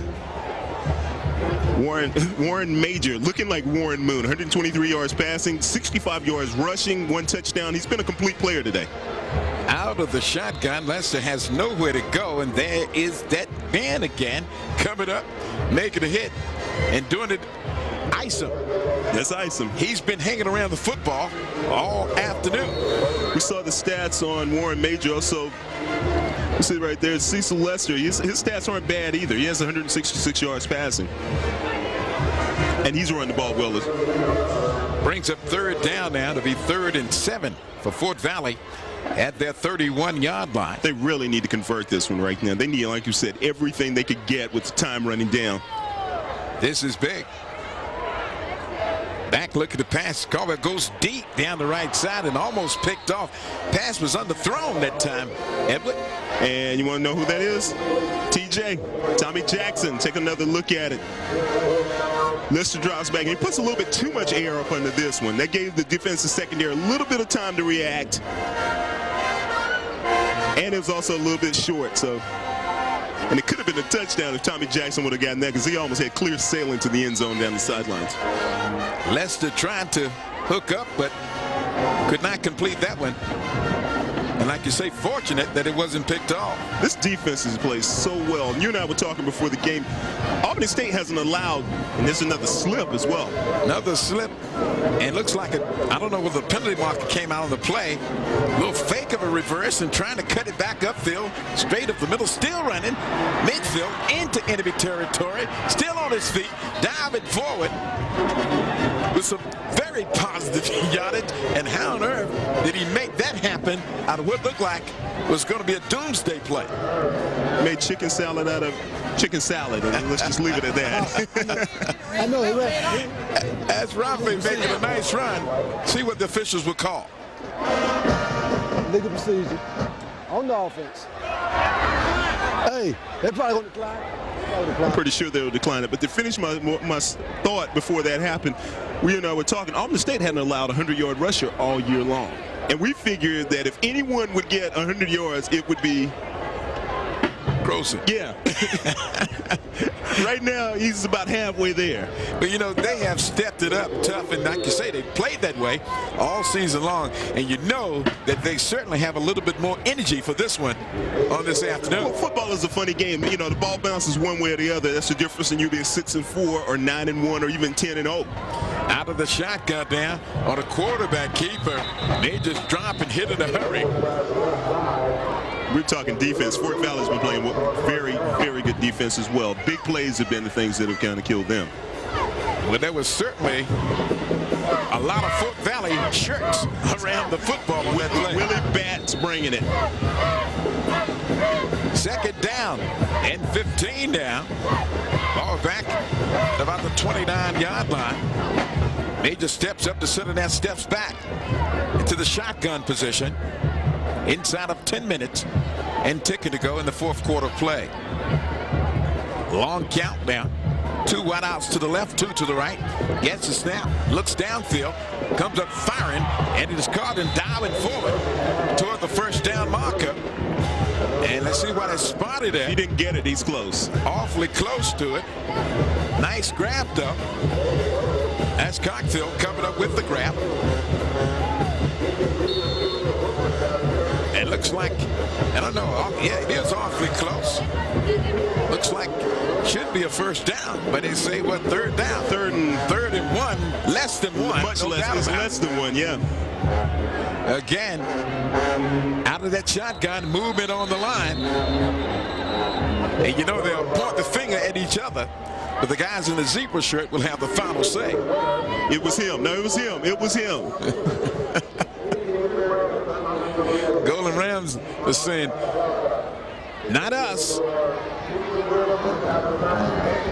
Dead ball, offsides, on the defense. 5 yards, was also the 1st down. I'm almost wondering if that was a design play, because when you're 3rd and inches, why go into shotgun formation? That's a good point. Why go into shotgun formation unless they were trying to draw them off sides? Well, they're down near the 10-yard line, so it worked out perfectly. It worked very well. Script well planned. At the 10, first and goal. Fires in. Looks like it's complete. Let's see what the call from the official. I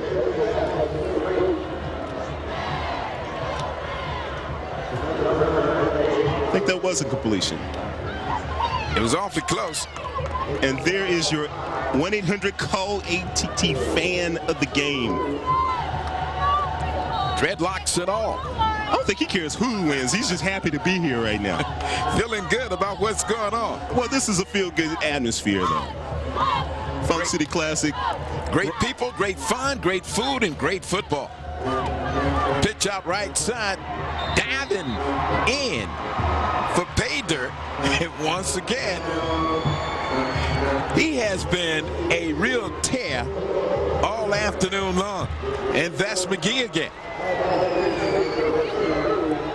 He has the fans out there in big support. Either the family member, girlfriend, or somebody. But let's take a look at it again. Takes the pitch.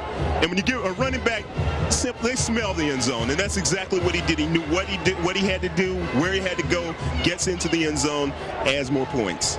30-7 now. Continue to open up that lead. Punt after tip is on the way. It's good. Albany State. Coach is smiling. Coach is smiling. 31-7, Albany State over Fort Valley State. Opens up a huge lead, 31-7, with 7:56 remaining in the fourth quarter. We're back, but they're not coming back. They're leaving. But it may be going to have an extension of the tailgate party. But Kent Schofield wishing he could leave right with them right around now, down 31-7. This is not going the way he's envisioned it. 7:56 remaining in this one. And as you say, Albany State has really turned it up a notch now, giving themselves some breathing room. And like we said, we hadn't talked on it a whole lot during the game, but this is critical for Fort Valley State because they're trying to get into the Division II playoffs, and they needed some help anyway. Losing this game does nothing for that cause whatsoever. Taking it and plowing up on the right sidelines for Fort Valley State, doing a pretty decent job, is Moulton. Oh, it's getting a little bit hot now. As a penalty marker down on the play, and when you talk about big-time rivals, these guys are certainly not asking where you're going to eat dinner at a little bit later on this evening. No, but once the game is over, though, they'll all come together, shake hands and stuff. Like you said, a lot of these guys have played with one another in high school. They live in the same communities. Guys gonna be on y'all. That ball, personal foul, on the kicking team, 15 yards from the end of the run, first down. I don't care if you're up 31-7 or not. That's just not smart football. Not at this point. Yeah, you never want to get into bad habits, and that's certain, but you always want to keep it on the positive side. But just at this point, you play football, you let the clock run, you're 7 minutes and 43 seconds away from a win against your rival. Just, let it go. I know it's the heat of the battle, but come on, you got to play, so you got to be smart. Moves the ball up to the 49-yard line down. A Fort Valley 1st and 10. Coming out of the power I. Here's the handoff again. Straight up the middle. Tough running. Take a look at that Albany State scoring drive.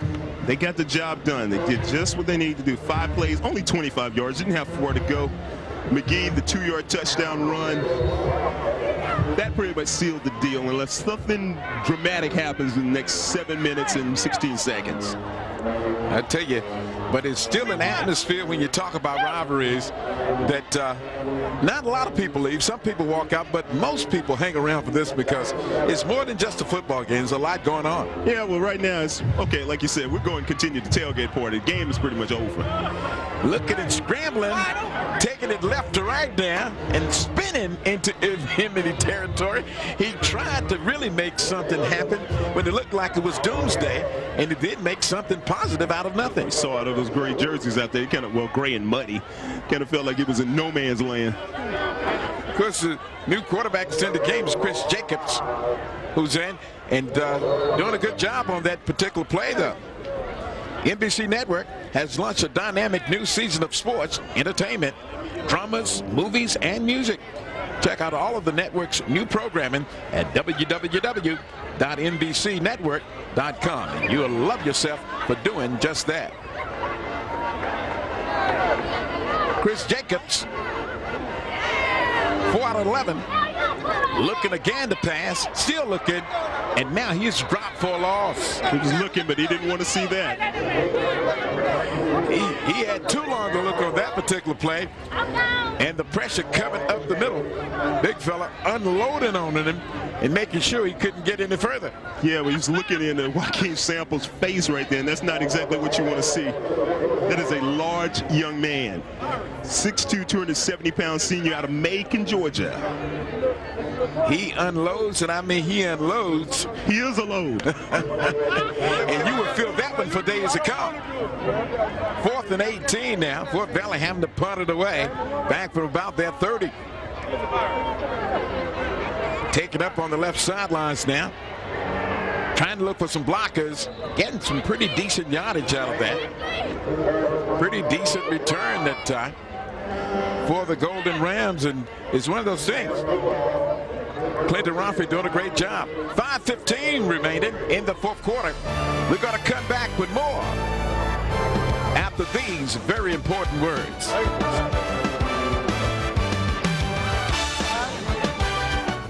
Excitement here, even though the score certainly has been lopsided in terms of Albany State, but fans still got a lot of pride here. Fort Valley State really hung around, though, for a long time. Yeah, and then Albany State just kind of took control and took over and pretty much took out the Wildcats. And looking to add a little bit to it. Pass going deep downfield and looking for interference. Nah. Won't get that call. No, not this time. Not this late in the game. Not with this score. 5:08 remaining in the 4th quarter of play. And this has certainly been a rivalry that has gone on for a long, long time. Took those games off campus dating back to 1990. And the fan support is tremendous. The fan support is tremendous because both schools have alumnus in this area all over the state. And people come from Atlanta, Macon, Savannah. They're coming from all over for this game. On the keeper, new quarterback is into the contest.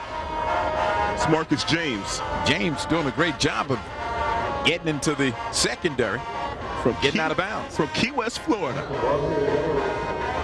And he has some impressive numbers for this year, too. He's done a pretty decent job, so you really can't look at him as much of a backup. No, they use 2 quarterbacks a lot. They just hadn't done it in this game, but he has very good numbers. So you don't lose a whole lot when he steps in. Takes it down to the 38-yard line now. 1st and 10. Operating out of the shotgun down with the long count. Looking, pressure coming.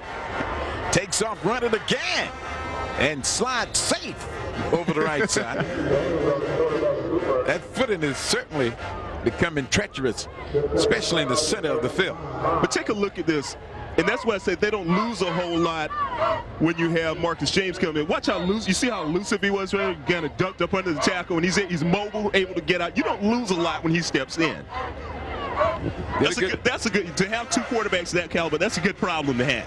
Did a good job. Certainly not trying to do anything extra. Picks up 5 of the play. 2nd down and 5 down from the 45. Again out of the shotgun, losing his footing again and then drop. Great defense, and Mother Nature helping out as well. Yeah, she's like the 12th man. Walter Curry with the tackle there, but he gets out and gets another good big play had it not been for Walter Curry. May have lost a yard on that play. Look at it again. Like we said, see how elusive he is, able to get his balance? If Curry's not there, he's out again getting big yards. That'll bring up now 3rd down and 11. Clock continues to move. Which is exactly what Albany State wants right now. Just keep it moving. Again, operating out of the shotgun. Looking to pass, still looking. Pressure comes again. And drop for loss, and another penalty marker down on the play. Coming up making a big hit. May have a little bit of holding here. That's Morris coming through, applying the pressure and dropping him down for a loss, and we'll see what the call is about from the guys in the zebra shirts. Face mask on the defense, 5 yards, repeat third down. Okay, proves I'm no genius either. Let's see what develops here. There it is, right reach there. around and grab the face mask. It's right there. That's very obvious. Roderick Morris. So no wonder he could come up with a sack. Almost came up with a head too. Nevertheless, that of course will be marched off against a call against the defense, and rightfully so. It's a smile from Coach. Coach feeling good right now. Coach feeling very good about this. Again out of the shotgun on 3rd and 13. Again, look at the pass, dumps it at the flat, incomplete to a sliding intended receiver that just could not come up with it. We're talking about how big of a rivalry this is and how important this game is. This game is important for recruiting purposes as well, because if you're, just say if Coach White is going in that Fort Valley Macon area trying to convince a kid to come, that's the first thing. Well, we beat Fort Valley last year. You know, so you want to play with the winning program. So they use this as a recruiting tool as well. Teamer could not come up with the reception on that one. Brings up 4th and 13. And see, Georgia is a state where there's a lot of competition for kids in historically black colleges because you have so many. You have Fort Valley State, you have Albany State, you have Savannah State, and all the AU schools up there. So there's a lot of competition for good players in the state of Georgia and also outside the state of Georgia. Ball is rested now at about the 39. Got the punt it away. A pooch kick. Looks like it may be down at about the 12-yard line, 13, depending on where they want to spot it at. Fort Valley will operate from there. You know what? If we had to pick a player of the game, you know, one of my candidates would be. It'd be Adrian Arango.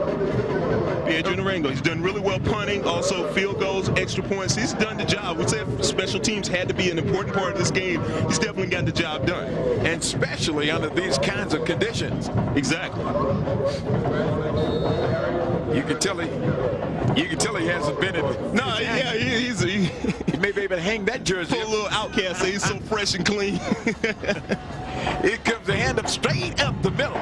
Plowing, nice run, still on his feet. Getting some real positive yardage. Big yardage. Take a look at it again.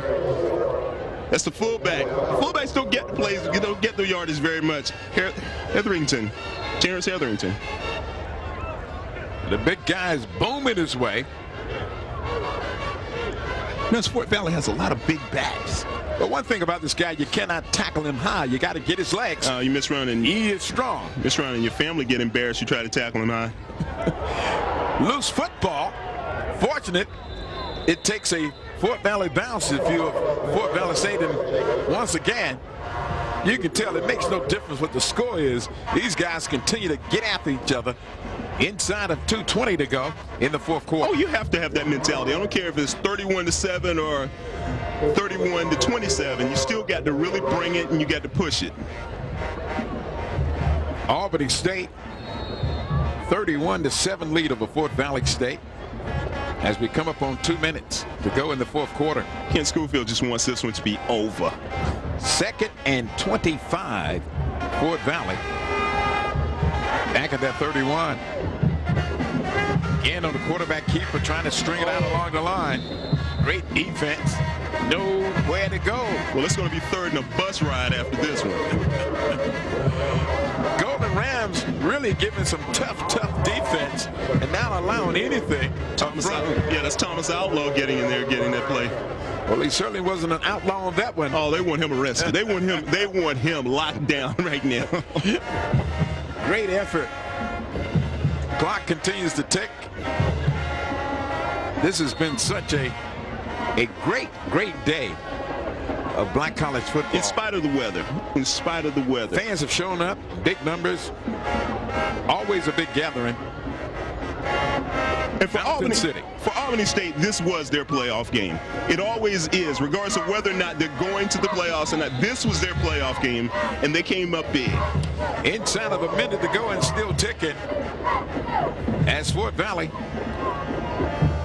keeps it on the ground and just allows the clock to run. Let's take a look at this again. Ball comes out. Like I said, they've been having problems with handoffs. Both sides have.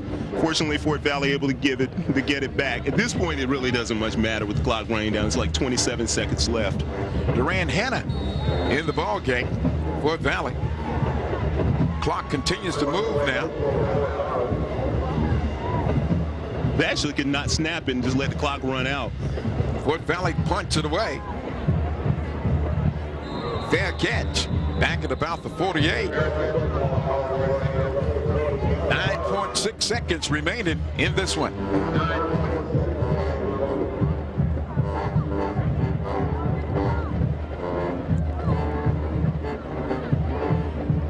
The tailgating is still very much in full swing. Great food, great people. You know, it's always nice to get together with great friends, and in many instances almost like a homecoming. But all the great things that are going on. Fort Valley State and Albany State, members of the Southern Intercollegiate Athletic Conference, and a huge rivalry. They, of course, looking to just let the clock run out. We're down it on one knee. And that should just about wrap things up. Coaches, of course, feeling real positive about what is taking place with that final score. Albany State 31, Fort Valley State 7. So bragging rights belong to Albany State for another 12 months. These two teams battling each other in conference play, but you can see the two coaches as they get together and extend pleasantries toward one another. Just a tremendous effort. Really no losers in this sense, because two very fine institutions getting together and banging it hard out on the gridiron. A mushy, muddy afternoon, but still great effort out there. And Albany State covered up with a big win. Needed to pull up that big win, and they got it in a positive way. We're going to come back with post-game activities after these important words. For Albany State 31, Fort Valley State 7. Golden Rams with a big win on this afternoon. Talking about MVPs, and it certainly was a marvelous performance on this afternoon. Warren Major, 56 yards rushing, 1 TD, and passed for 138 yards on the day. Just did an outstanding job. Certainly deserves to be the MVP. And he just got out and gave it all. And that's what happens when you look at the stats and all of the great things that took place on the day. And I'd just like to say that this was certainly a warm experience with the atmosphere that's here in Columbus, Georgia, for these two very fine institutions, which tells you a lot about what they're doing in the entire community. They're reaching out and serving everyone in a very positive way. And these young men really left it all out on the football field. First downs, of course, pretty even, 12-11. Albany State with the lead. Of course, in that department, of course, they lead with the final buzzer.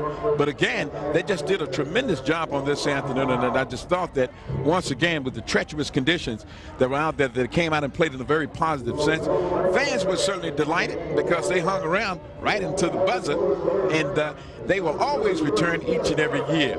This is something that has been going on, that moved away from the campuses back in 1990. So for 12 years, it has done very well away from each one of the respective schools' campuses, and it continues to grow. We're going to come back with more post-game activities after these important words. Hang on in there.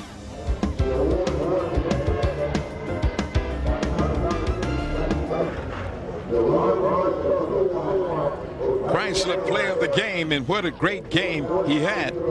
Talking about Warren Major, just an outstanding game. He's the MVP, of course, of Albany State, and a big smile on that young man's face. Just a tremendous performance. Just continued to hang in there, running the football on the ground, doing a marvelous job. Chrysler Player of the Game. The Chrysler Player of the Game was a very positive one, and he takes that trophy with a lot of pride. And even through all the gush and mess, a very positive run by this young man on this afternoon.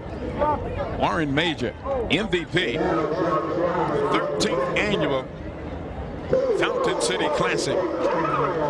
And when I think about all the things that have gone on here, and I think about the two fine institutions that have done such a marvelous job in coordinating this, I'd like to say thank you to the very fine people, the sports information directors, both respective institutions did a very marvelous job. And you see the players really congratulating each other. And Albany State feeling real positive, of course, coming out on the winning end. It's always great to win one, and in particular against your rival, because it's like winning a national championship when you can beat your rivals, because you got 12 months of bragging rights. We're going to go down to the field. Edward McDonald is waiting, and he has some very, very important company with him. You got that right. We have our MVP and the game MVP. Warren, tell me, this game, this is you guys' playoff, isn't it? Yes, so this is a big game in a couple of ways. This is our rival game, called the Blue and Gold Super Bowl of Black College. And no, just a big game. We go out and play hard, try to win. You guys came out here, you have a 6-4 record. Fort Valley with the chance to actually go to the playoffs. Did you come out with the attitude of, if we can't go, you're not going either? Actually, we weren't worried about them going to the playoff. We were more concerned with ourselves. We weren't even aware of the fact that they may have a chance to go to the playoff. We were just playing more so for ourselves, and being that it was a big game for us, trying to have some positive thing to build on for next season. You have a chance you had a chance. You came out 7-3 for the season. Things looking good. This is just a positive step to build on for next year. Yes, sir. Big positive step. Hopefully this game will get us a lot of recruits for us. Being that we come off probation, we'll go back, get more scholarship backs, and hopefully we can build on and bring Albany State football back to where it used to be. And get a playoff caliber team as well. Yes, sir. Yes, sir. All right, Warren Major, your game MVP. Great game for the Albany State Rams. We're going to send it back up in the booth.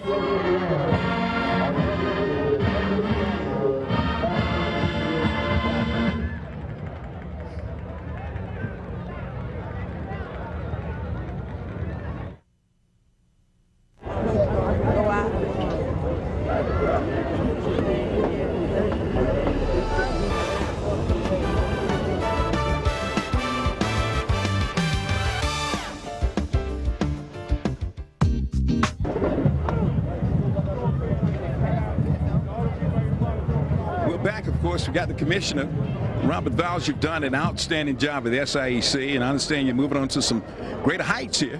But we thank you so very much for the job that you've done. I appreciate you saying that. I think NBC Sports, Urban Sports Entertainment have done a great job for us with the exposure, and we're just happy to be here. It's been a great game. The rivalry's fantastic, and we just want to keep this thing going. What about this game on today? You know, both of these teams with a lot of heart, and records mean nothing when two rivalries get together such as this. Well, you know, the teams came in, I think one was second and one was third in the conference, and Albany State came in on top today, but you're right, you throw out the records and just let them play. What about the proceedings from here? You know, NCAA play? Well, we were hoping for that.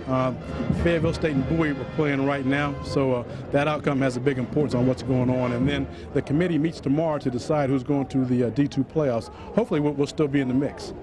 Some of the things that you've accomplished since being commissioner here that you feel real positive about? Well, this right here, television exposure and branding the SIAC has been extremely important. So with you being here today, it's always been instrumental and very important to the conference. Other things that we've done, tried to enhance the championships and just have a good student-athlete experience while we've been here. What about the Pioneer Bowl moving to Tampa? I think it's a great move. I think one thing that's going to happen down there is the exposure is going to increase. The city of Tampa is going to embrace it. Teams are going to enjoy it. Fans are going to enjoy the Florida weather, and it's going to be a real bowl game. What about your plans? Going to the SWAC. Still got about 10 to 12 days left. We need to find a commissioner. We're going to work on that tomorrow. We have interviews starting, and we'll see how things go from there. Well, you know, it certainly is nothing like the Black College experience. This has been a remarkable experience with two great institutions getting together, two very fine coaching staffs, and certainly some Super Bowl players. Always. I think the one thing that I want the folks to understand that we play a good brand of football in the SIAC. Coaches are outstanding, and we want the nation to understand that the SIAC is here, and we have good student athletes, good coaches, and good exposure. But once again, you know, we just thank you so very much. And what about the corporate sponsors that play such a very important and vital role in this? Well, Aflac was here today, Coca-Cola, Nike, Aeropulse Stahl. We've got a host of sponsors on board. We're going to keep trying to grow and build the corporate partner program. I am just so proud of what I saw take place on today. Great competition out on the field, student body in full blossom, the alumni in the community, you know, and some of the best food in the land. Always. The only thing that we couldn't control was the weather today, isn't that right? We had those umbrellas out today, and that might have kept the crowd down just a little bit, but outside that, it was a perfect day. And all the pageantry, the parades, the parties that are going on, the step shows, this is Black College football at its best. Well, you know, when I came to the town, and the first opportunity for me to be a part of this, but it certainly won't be my last, because all of the great positiveness that I got from the fans all around, the talk was who's going to win. It doesn't make it, it's a Super Bowl of black colleges here in the SIAC. Exactly. We've got several classics that are put on like this. Morehouse Tuskegee, this game right here, Miles and Stillman are going to come and play. So we've got a lot of good things going on in this conference and looking to expand it. Commissioner, thank you so very much. Keep up the good work. Thank you so much. Appreciate you being here. Thanks for your help. Gonna take a break and come back with more exciting things going on. Fountain City Classic, right here at a beautiful time and a beautiful stage. I love you. Stay with us.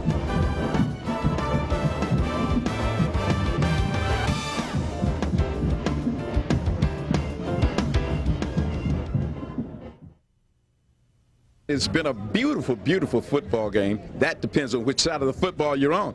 Let's go to Edward McDonald and head coach. Well, I'll tell you what, I know one guy who thinks it's a beautiful day in spite of the mud, the rain, the clouds, and everything. That's Albany State head coach Mike White. Coach, a big win for this program. Fantastic win for us. Staff prepared well. The players came out and played their behind off today, and again, it was a great victory over a good team. You knew you had to get one thing you had to do is stop #1 in the backfield for Fort Valley State. He's running rush shot on everybody else. You guys seem to have a plan to contain him. Yeah, if anybody know about Albany State defense, we're very tough against the run. We knew coming in that he was the best, and again that we had our work cut out for us. So again, hats off to the defense today. Took care of business. Talk a little bit about Warren Major. He was a major factor today, both throwing the ball and running the ball. Cool customer. He's just like that on and off the field. He's going to be a great individual all his life because of the way he is. He handles himself well on the field and off the field. Class guy, and they did a heck of a job today for us. Coach, this is a win. It's always good to get a win over your rival, but how big is this? Not only for the school, but for recruiting purposes and other things. This is a huge win because the last 2 years we were 4-6. This year the seniors dedicated to get us back on track, to get us back on top in the conference race. And beating Morehouse, beating Tuskegee, and beating Fort Valley puts us in that position. So next year we expect a good year from our guys. I told them, hey, we're going to lift weights Monday, so get ready. And the thing is, too, Albany State coming off probation as well, so you guys are now eligible to do some things, also some scholarships and stuff. So this program is on the way back. Oh, true, no doubt about it.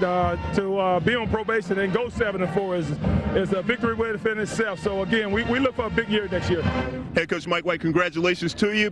Fountain City Classic, another great one. 31-7 the final score in this one. We're going to send it back up to you guys. Thank you so very much, Edward, doing an excellent job and just a tremendous performance on this afternoon. A great turnout, just a beautiful pageantry out here with great people enjoying themselves, and two very fine institutions coming together. Says a lot about what's going on in the SIAC, and I can see fan support coming from miles and miles and miles around. But that's what great football, great people, and great love for your fellow man would do for you. Tremendous turnout, even though the rain was coming down. They still came out in big numbers. We're going to take a pause and come back with more of the post-game show. Keep it locked in.